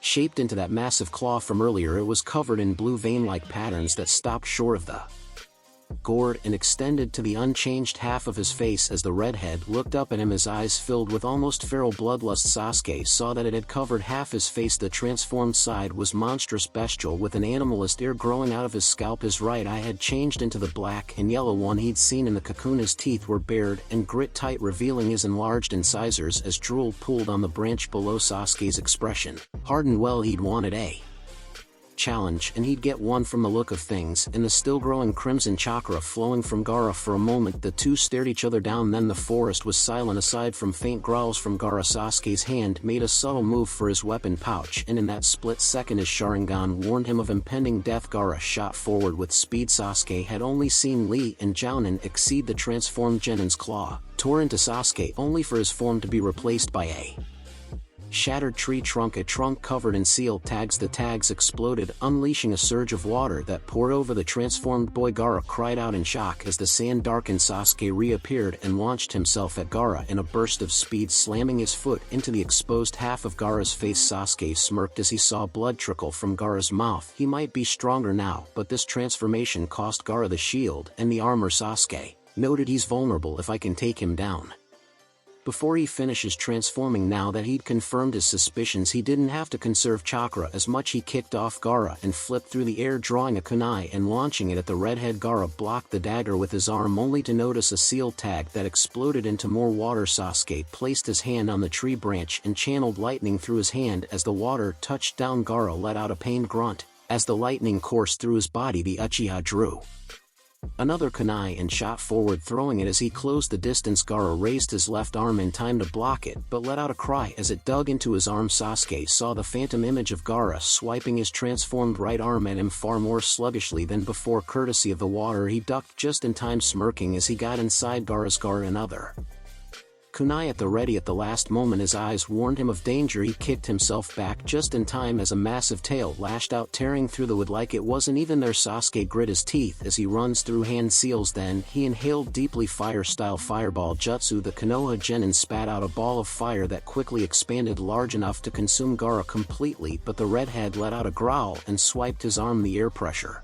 blowing it apart, only to reveal kunai hidden behind the flames. He leaped out of the way only for the kunai to explode at his unprotected side. Gaara cried out as the blast touched him lightly, scorching his side. Sasuke launched himself at Gaara. As he landed on his transformed hand, he drew more kunai for his next attack. Then his eyes widened as he saw what Gaara would do next. With a swipe of his tail, Gaara unleashed a barrage of pellets of compressed sand. Sasuke crossed his arms over his chest and let out a cry as they slammed into his stomach, arm and shoulder, driving him back through the air. He crashed into a tree, grunting as he fell to the branch below. He managed to fight through the pain and looked up just in time to see Gaara launch himself at him. He barely managed to dodge with a quick substitution before Gaara tore through the branch and carved a chunk out of the tree behind him. As the tree toppled down, everything above where Gaara struck collapsing under its weight. The redhead began to chuckle, a chuckle that soon grew to full-on laughter. Yes, this is what I'd hoped for, the Suna Genin said as he looked at his singed arm. Someone who can harm me even now. Yes, killing you will affirm my existence. Sasuke grimaced as he hid behind a tree, a welt forming on his arm. Damn it, and he keeps transforming at this rate. I might have to use Chidori. After all, his eyes narrowed as he took stock of the situation, watching Gaara through the tree by his chakra. But I've only got one shot left. He could always buy time and wait for Naruto Sasuke was sure that his teammate was on his way, then they'd have a better chance between the chains of seals and their collaborative jutsu, but there was no telling how long that would be thanks to Temari's stunt. That leveled part of the forest Gaara might have transformed into something they couldn't handle by then. Besides, memories flashed through Sasuke's mind, waking up on the bridge and realizing that the battle was over, being powerless before Orochimaru, and the memory of a man with the same crimson eyes he had standing over the bodies of his parents. Sasuke's eyes hardened with determination. I want to finish this myself. If he were going to use Chidori, he'd have to be smart about it. Sasuke would only have one shot at this. He saw Gaara crouch forward, claw held over his chest, and readied himself. Gaara swept his arm and unleashed another barrage of sand bullets. The Uchiha leaped above them to dodge, and Gaara's grin widened. He launched himself at Sasuke, closing the distance instantly, and tore through him with his claw, only for him to burst into smoke, replaced by a splintered log. Gaara growled as he landed on a branch and turned his head this way, while Sasuke dropped down from above, stabbing a kunai into the bark before landing on a branch just a few yards away. He turned his head as Sasuke landed, just in time for the flash bomb Sasuke attached to the kunai behind him to go off. Gaara let out a startled cry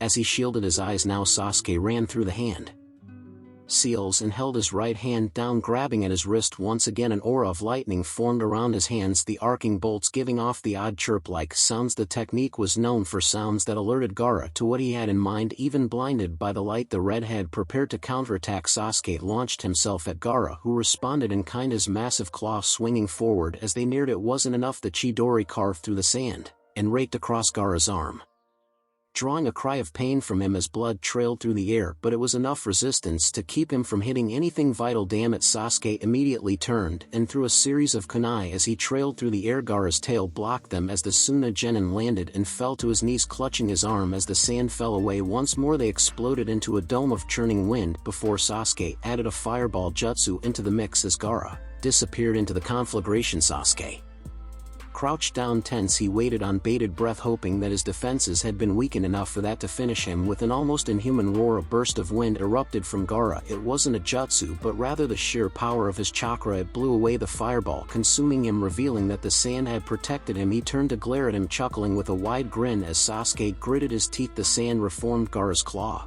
and began to spread farther. It engulfed most of his torso. As he turned and prepared for his next attack, he kicked himself to the side as Gaara leaped at him, backflipping onto his hands and away while his foe slammed into the branch, the redhead's claw tearing halfway through the wood. Gaara turned as Sasuke pushed himself into the air, revealing a pair of sealed tags where his hands had been. Water burst from them with a hand seal weighing Gaara down. Sasuke drew two shurikens and threw them, the light catching thin wires attached to them. The wires circled and ensnared Gaara. Sasuke coursed lighting through them, and Gaara let out a pain growl through clenched teeth while it tore through his body. Sasuke then released it and made a seal, and flame flowed along the wires, consuming Gaara. Sasuke hoped that they would do something. He cursed when he saw it didn't. Sand had wedged between what little of him was still exposed and the wire. Gaara fought the wire's grip and tore them away with a grunt of effort. The transformed Genin inhaled deeply, and the Sharingan wielder's instincts screamed warnings at him. Gaara roared and unleashed a wave of wind infused with sand, the grains moving with enough force to tear off flesh. He covered his face with his arm before he burst into the smoke, revealing another log. The Real Sasuke leaped out above Gaara, his hands running through seals, but the Suna Genin turned and looked at him out of the corner of his eye with a grin, then a swipe of his tail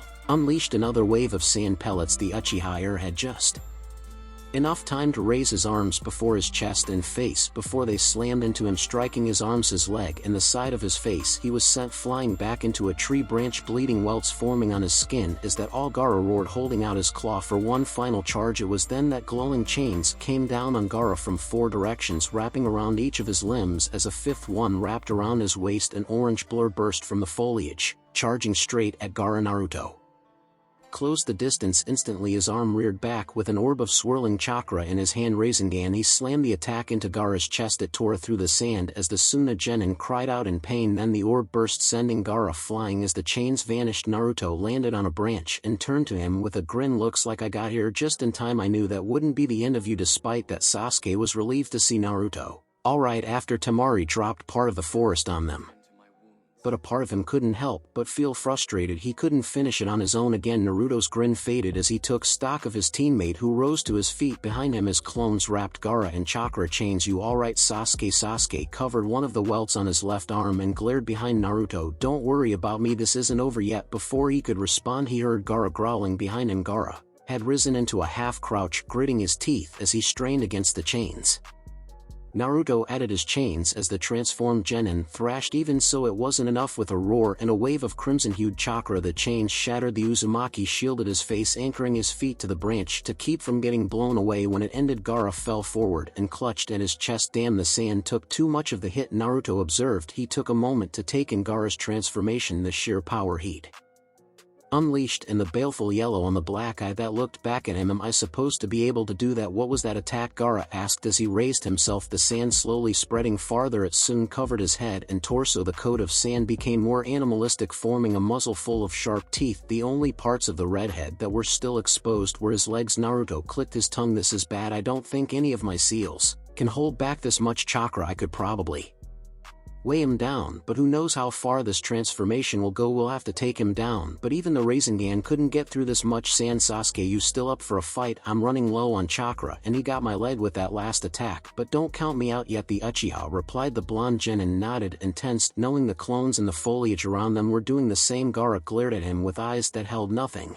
but hatred for everything in the world, but somehow seeing that look and knowing where it came from made him more determined to win. The transformed genin inhaled as extra mouths opened all over his body and did the same. He then unleashed a wave of wind blasts that tore through the forest, ripping apart trees in their wake. When the dust settled, the Konoha genin were nowhere to be found. Gaara scanned his surrounding for any sign of them, then a moment later, he was jarred forward as a clone appeared in a body flicker, slamming its foot into his back.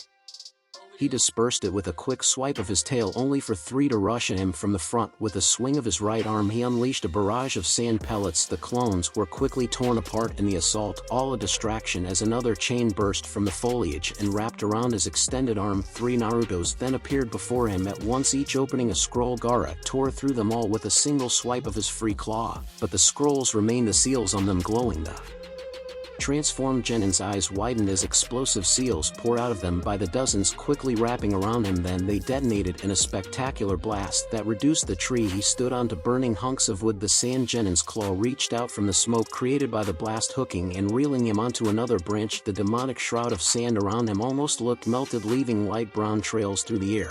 As he landed on solid ground, more glowing chains burst from the foliage and sped toward him again. Mouths opened along his body and unleashed streams of wind, ripping through trees and blowing them away. But then he heard something above him. The transformed boy had enough time to look up to see a flaming tornado coming down on him. They merged and engulfed him, and the boy shielded his face as the branch tore open beneath him. He dispelled the tornado with a roar and a power pulse, landing on another branch below. With a growl, Gaara leaped into the air and looked down, his eyes searching for his foes. The real Naruto and Sasuke had retreated further into the forest, looking up at Gaara from behind a dense patch of leaves. How many more of those do you have in you? The blonde asked the Uchiha. I think I could pull off 5 more as long as I don't try Chidori again. Didn't Kakashi-sensei say you shouldn't try that? Naruto asked, turning to his teammate. Even if it's life and death, Sasuke countered before glaring at Gaara. That Rasengan doesn't do enough damage.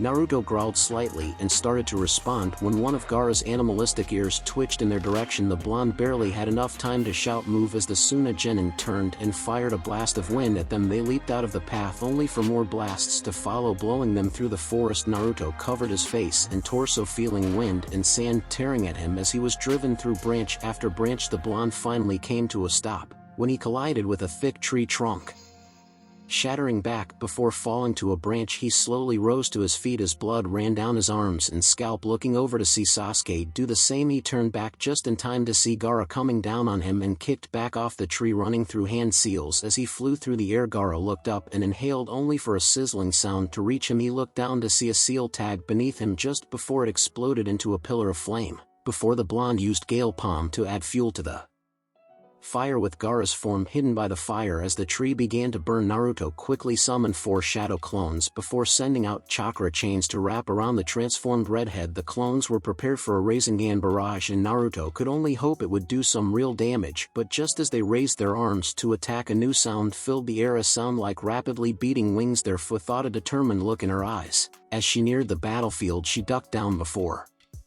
flying up at an angle to where the glowing chains ended. Fu had a brief instant to take in Gaara's transformed state before she passed him, driving her fist into the rough sand of his jaw. She then turned in midair and ran through hand seals. Hidden art burning spray chakra was kneaded into a dangerous chemical mixture in her stomach, while more coated her stomach and throat. It erupted from her mouth a moment later, bursting out with explosive force and steaming as it came in contact with the air.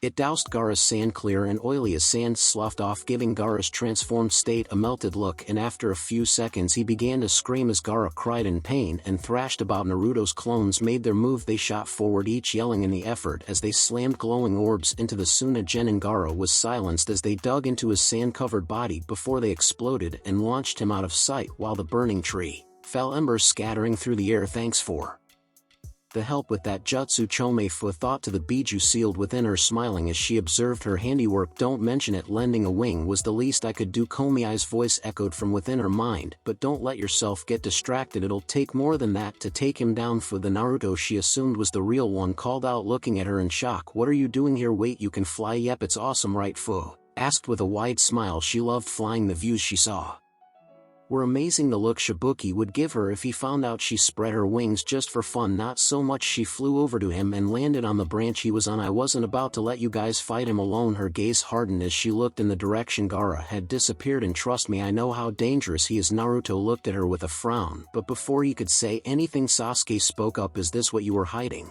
when we fought? Yes, Fu said quickly. It's Maya. Her mind raced for an explanation. Kekiigenkai came Komiai's words. Kekiigenkai. Fu parried it. I was supposed to keep it a secret, so don't tell anyone, okay? Naruto and Sasuke seemed skeptical, but Gaara's roars drew their minds back to the battle. Sasuke, Naruto began glaring at the sound without pushing it. How many fireballs do you have left in you? 1 or 2, the Uchiha replied with gritted teeth. Fu, listen, Naruto said, getting her attention. If you see me use divine down current, that whirlwind jutsu, could you throw your powder technique into the mix? The mint-haired girl nodded with a serious look. Can do. Get back, Sasuke called out. The 3 genin scattered, following the Uchiha's lead and ducking behind the trees as a wind blast came from Gaara's direction. Fu could see sand flowing along the branches and broken bits of trees flying through the air as the attack passed. Chikaku infuses sand in all of his wind attacks. It can tear flesh from bones, so don't get caught in it, Chome warned. Got it, thanks for the warning. Fu sent her thoughts to him as the attack let up. Naruto landed beside her. He reached into his pouch and pulled out some seals. Can you mix these into one of those web clones? Fu blinked, then smiled and nodded as she saw what he was thinking. Naruto was good at coming up with stuff on the fly. Good idea, she said as she took them. The sound of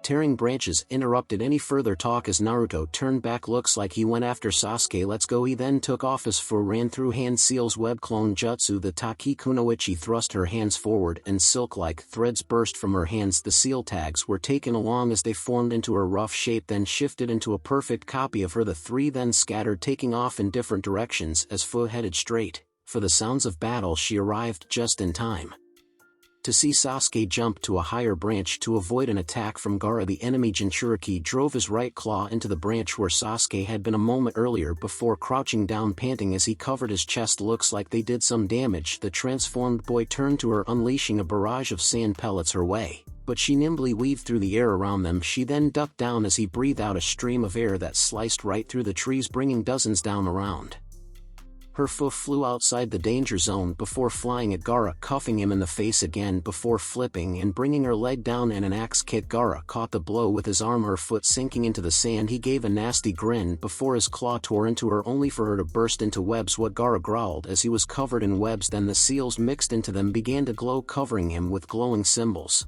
and constricting him. What is? Naruto then ran through hand seals wind style divine wind. 5 tornadoes formed around him and flew toward Gaara. Seeing what he had in mind, Fu flew up and made a seal before clapping her hands and inhaling deeply hidden art scale powder. The mint-haired Jinchuriki breathed out as much powder as she could. It was immediately sucked into the tornadoes, forming a massive glittering silver whirlwind around Gaara. Then Sasuke added his attack into the mix, a small fireball to conserve Chakra. The results were spectacular. The tornado erupted into a massive explosion. Fu had to shield her face as she pulled back from the blast. A glance down showed her the two boys had also leaped back to a safer distance. Before they were well over a dozen ruined burning trees. The tops splintered into numerous sharp remnants and charred. There was no sign of Gaara. As they scanned their surroundings beneath, Uchome warned her just in time for her to look down to see dozens of wide wind blasts coming her way. She could dodge 5 of them, but the final one caught her and sent her flying into the air. With a cry it dispersed, leaving her to fall as blood trailed down her lip. Halfway down she righted herself and flew back to the battlefield. She arrived in time to see chains coming at Gaara from all sides, quickly ensnaring him. The Suna ninja had seen better days. His sand shroud no longer looked like a miniature shikaku, it looked half melted and his tail was missing. Fu came down on Gaara's immobile form and again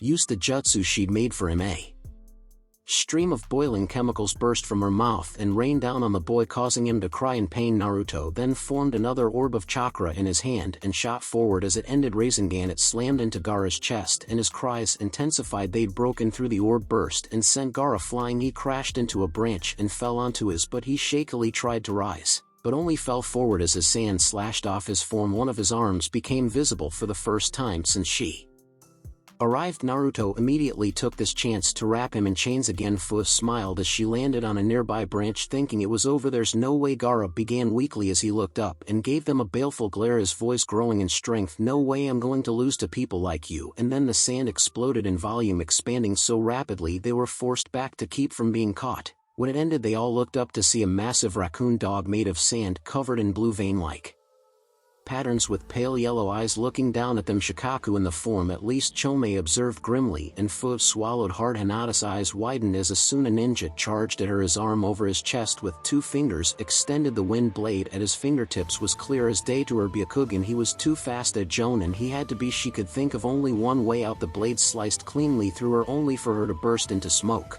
replaced by a log. The Suna Jonin turned in her direction. He must have sensed where she'd gone, but that was fine. She knew she couldn't win against him. She charged out from behind an air conditioner and threw chakra needles at another Suna ninja fighting a Jonin from her family's branch house. They hit his leg, striking pressure points that paralyzed the limb. It put him off balance enough for her cousin to get a palm strike to his heart. He quickly pushed his fallen foe out of the way and unleashed an 8 trigrams empty palm attack at the Jonin that had just closed the distance between himself and Hinata. Your fights with me now, he said. The Suna Jonin just chuckled as 2 more leaped up to the roof. Her cousin narrowed his eyes and charged. The 3 enemy ninja ran to meet him, 2 drawing kunai, thinking him easy prey. He ducked down when they were in range and slipped around the first Jonin. He dodged a swipe from the second and dipped into his guard. Another palm strike to the heart, another enemy down. He then dodged a blow from the other new arrival as the first Jonin turned to face him. It was then that Hinata spied an enemy arriving on a lower roof and lying in wait. His chakra was weaker than his allies, probably a Chunin waiting for an opening. Hinata lobbed an explosive kunai at his hiding spot and he leaped out to avoid the explosion. Hinata closed the distance as he landed and ran through hand seals. He breathed a compressed airstream and she kicked herself to the side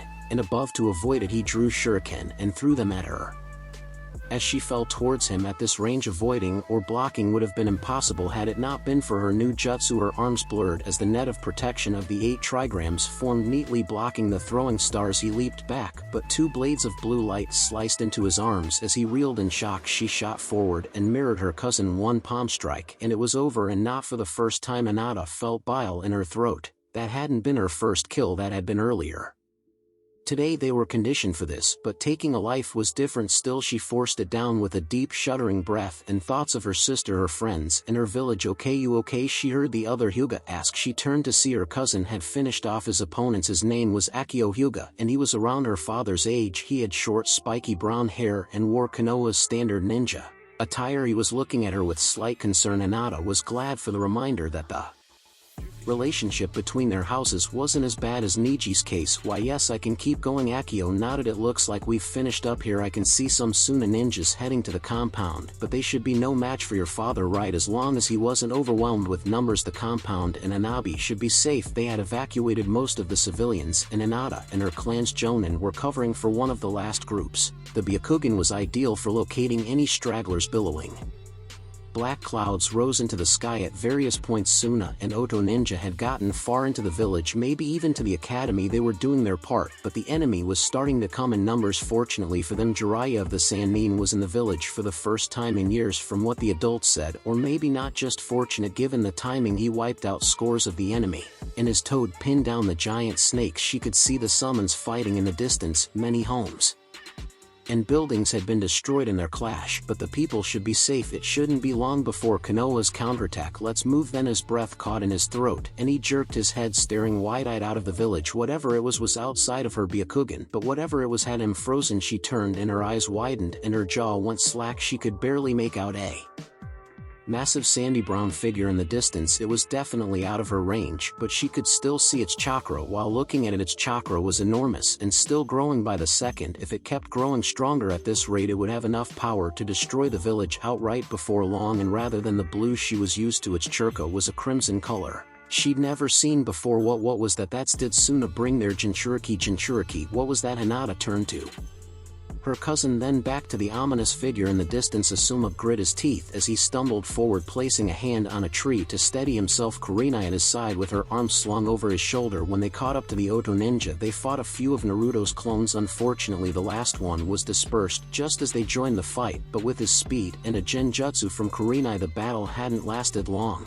But things took a turn. The last Oto Jonin used some soundwave jutsu to screw with their equilibrium. It hadn't saved him, but it had kept them from following through with their mission. Now they were moving through the forest at a snail's pace, hoping they'd recover in time to help. Do you think the kids are alright? Kurenai asked. Asuma closed his eyes, worried about Shikamaru. They managed to get this lot off their trail, and you saw how they stack up to the Suna team. They should be able to handle most of what's up ahead. Kurenai nodded. You're right, they should be fine as long as. And that was when what had to be Suna's Biju manifested in the distance. Asuma glared grimly, concerned about Shikamaru and the other genin growing as images from that night flashed before his eyes. He felt Kurenai tense and tighten her grip on him. That doesn't happen. He finished for her. Kakashi ducked under a slash from an Oto Jonin, driving his fist into his chest. He bent forward, leaving himself open to a jab to the throat. He grabbed the Jonin behind the head and switched places with him, jabbing a kunai into his heart from behind as he passed before kicking the body into another Jonin. In one smooth motion, the copy ninja drew shuriken and threw them two, lodged into the head of the Jonin he just sent reeling with the body of his comrade. He didn't even need his Sharingan, which was good. He needed to conserve chakra. There was no telling how long this would drag on. He was worried about his students, but at least Sakura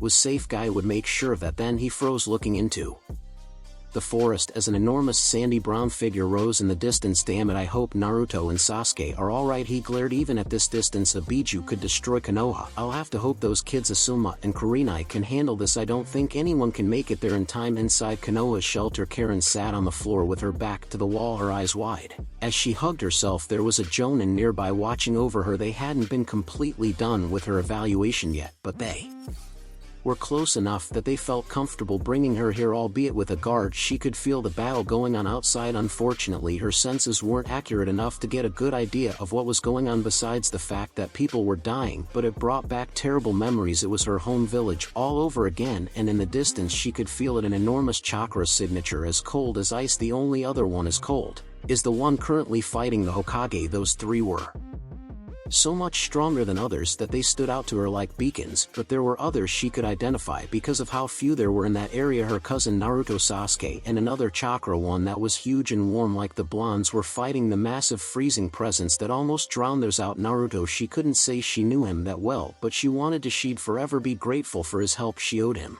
and Konoha more than she could ever hope to repay, and she hoped that one day they could be family. And Sasuke, she felt gratitude towards him too, and that other chakra signature, from what she felt they had to be around their age, all fighting to protect the village against whatever that was. Please be safe. Naruto stared up at the Biju towering over him, eyes wide and mouth hung open, but unfortunately Fu and Sasuke didn't fare much better. So this is the Biju sealed inside of him, Naruto thought, his mind racing. If only he'd mastered these chains, he could hold it down. Shikaku, the weakest of us, but more than powerful enough to destroy your village boy. Kyuubi's voice echoed from within that said he hasn't fully manifested yet. Those pale eyes mean Gaara can't invoke his full power without letting him take control. Naruto took a breath. He probably couldn't destroy Konoha yet, but they were running out of time, so what were they going to do? Damn it, he should have just used the fox's power.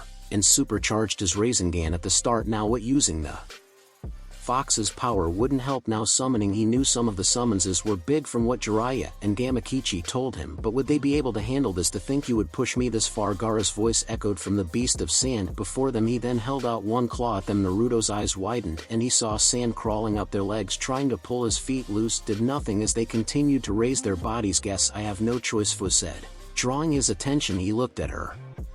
Perplexed as she looked at him pleadingly, try not to think differently about me, okay? The sand was halfway up their bodies now, while before he could continue an explosion of chakra briefly blocked his vision and blew the sand away. Crimson chakra. He felt something grab and pull him so fast that everything around him blurred. He was then put down on a branch. When he looked up, he saw Fu on all fours before him and Sasuke, now a fair distance away from Shikaku, and could only stare blankly at what he saw. The girl was covered in crimson chakra that formed a strange animalistic horned shroud around her body. One long tail extended from the back with two wings growing from the shroud's hips alongside it, her other wings nowhere to be seen. Her fingers had grown into claws, her canines had extended into fangs, and her eyes had become solid orange orbs, no whites to be seen. She looked at him and his teammate worriedly as she sat in front of them, before turning to look at Shikaku. Oh, that was why he could never figure out why someone as outgoing and friendly as Fu would be shunned by the rest of her village. What could have happened that could have caused her to be treated well like him? It was because she's a Jinchuriki too. Chome. He heard the fox rumble from within.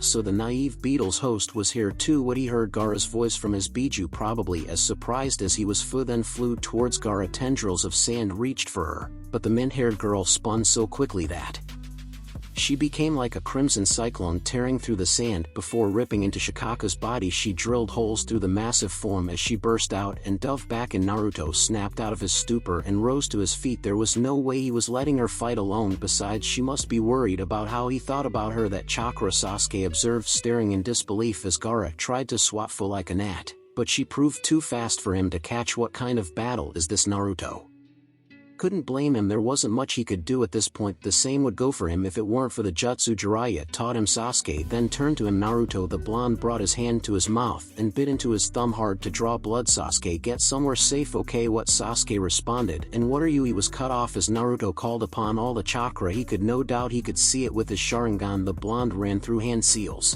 before slamming his palm onto the branch.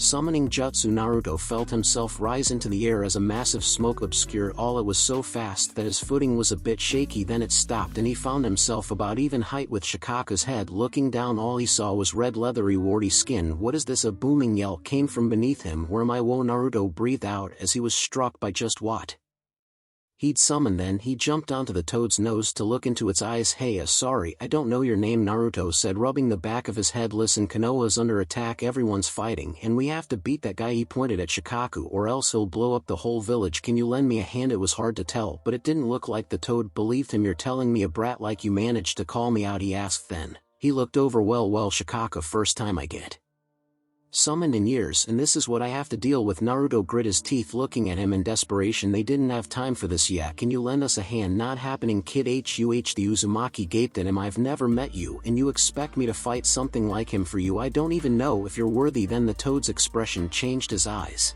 narrowed as he seemed to evaluate Naruto. Hang on, are you the kid Gamakichi was talking about? Why, you know Gamakichi? Naruto asked. So the brat didn't mention me? The toad asked before breathing a deep sigh, the gust of wind rustling the leaves below. I suppose he was having too much fun. You are his first summoner. I can't leave my son's new friend to deal with this alone. Never mind my pride, he'd never let me hear the end of it. The blonde blinked. Wait, Gamakichi's your son? Thanks for repeating what I said, kid. The toad said, name's Gamabunta. I'll help you with this, but I expect to talk before you call me again right now. Naruto grinned, raising a fist in triumph. You got it, boss. Toad, name's Naruto Uzumaki. He punched his fist at Gaara. Now let's get this guy. I see he's already got problems. Probably not enough, Gamabunta observed, noting Fu still flying around Gaara and drilling in and out of the sand. Alright, hang on, way to go, Naruto, Fu thought as she glanced at the massive toad before turning her attention back to Gaara. Talk about a lucky break, Chome commented. Keep pushing him, Fu. If I'm right, he'll have to reveal his real body To go further, you've only got about 3 minutes left in this form. Make them count. Right foot continued her assault, attacking the head while he was distracted. The hole she dug into Shikaku's form closed up quickly, but that was to be expected, Chomei said. Due to Shikaku's body being made of sand, Gaara's body was the only vulnerable spot, so that's what she was aiming for. She tore out the back of its head. No luck. Then Gamabunta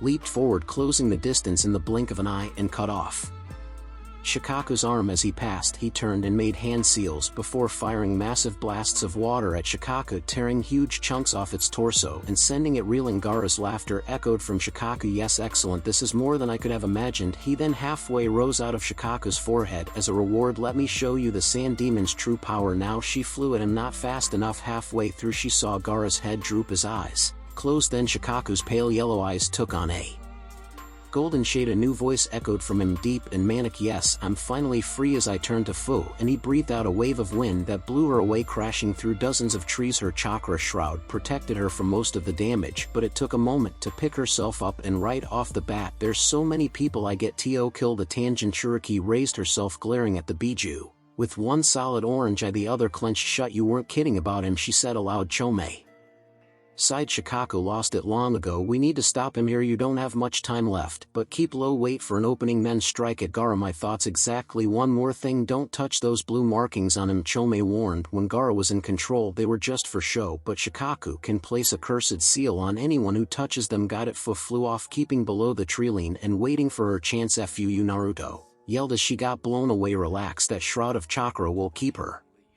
safe, Gamabunta said, tensing and getting ready to leap. Focus on the enemy now. Where'd that little fly go? Shikaku asked before turning to Gamabunta. Well, guess I'll just start with you. This guy's nuts, Naruto thought aloud, still acting like a loud drunkard. I see, the fox noted, sounding mildly annoyed. Boy, if you want to save your village, you'd best wake the sand brat up before Shikaku decides to get serious. Naruto grits his teeth. That did sound like a good idea, but he looked back. Gamabunta, can you get in close so I can get on his head? Aiming to wake the brat up, the toad guessed. Shikaku began his attack, inhaling so deeply that his stomach swelled. He then pounded his stomach and sent out massive wind blasts. Gamabunta put his powerful legs to use, hopping from spot to dodge the assault. A good plan, but easier said than done. I can't exactly grab onto him, and if you don't take him out immediately, you'll be surrounded by sand. I can handle that, Naruto replied. He could blow the sand away with the Kyuubi's power if it came to it, but they needed to wake Gaara up now. Gamabunta then leaped into the air to dodge another blast of air, turning in mid-air and making hand seals. Finally, the toad countered Shikaku's wind bullets with water blasts of his own. The clash sent water high into the air. It fell like rain, as the eye could see, and it was then that Fu made her move. This is it, Fu thought as Shikaku's head turned skyward. She shot out from the tree line beneath the Biju and made a beeline for his head as he aimed at the toad. Hurry, you're almost out of time, Chomei warned. What? Shikaku cried as he noticed them. Too late. Fu was too close for him to counter. Sand rose to defend Gaara's unconscious body, but failed against Fu's chakra shroud. The mint-haired girl rammed a chakra-clad claw into Gaara's stomach, causing him to cough up blood as his eyes shot open, and then the chakra shroud faded. Damn it, I'm out of time. She brought her bare fist up, but more sand rose to defend Gaara, forcing her back. You've gotta be kidding, give me a break, I just got here, Shikaku cried before the Biju's eyes shifted back to pale yellow. Gaara coughed and glared at Fu as the shield of sand around them fell. He pointed a palm at her and sand began to rise over her feet. Fu grimaced as her mind raced, looking for a way out. Get me close now, Naruto yelled, realizing the danger Fu was in. You don't have to tell me twice. He closed the distance between them, instantly ramming into the sand beast. Gaara was surrounded by sand. He needed to end this in one move, and for that he'd need more power. He closed his eyes, calling upon the wellspring of power from the Kyuubi while making a cross-shaped hand seal. Gaara growled as Shikaku's body shook as the toad rammed into him. Then chains wrapped around the whole Biju and Fu's eyes widened. Naruto's chains were glowing red. Her mind blanked out as she and Gaara turned as Naruto and a single clone jumped into the air. An aura of crimson chakra surrounded the blonde. His hands turned into claws, his teeth fanged, and his vibrant blue eyes were crimson and slit like a fox's. Fu gaped in disbelief. That was Naruto. Here before she could say anything else, a red chain wrapped around her torso and yanked her out of the sand. As his clone pulled Fu to safety, it grabbed Naruto with both arms and prepared to throw him. All the while Naruto formed a Rasengan in his hand. This one was twice the size of the earlier ones, dyed purple with a red glow by The QB's power as Gaara raised an expanding wall of sand in front of him. The clone through Naruto. He flew too fast for the tendrils of sand to reach him, and this time when his Rasengan slammed into Gaara's sand it tore right through it. The sand scattered to reveal Gaara trying to retreat into Shikaku's form too slowly. The orb slammed into his chest and he cried out as cracks spread across his form. He'd conjured the armor of sand in a last bid to save himself. It was no use. The power of the Rasengan was so great that wind erupted from the point of impact. For a few seconds they were locked there as Gaara screamed. Then the Rasengan exploded and Gaara was sent flying through Shikaku's body and into the forest below, tearing away a huge chunk of its neck and head. And then Shikaku's body collapsed, breaking into sand and vanishing into the forest below.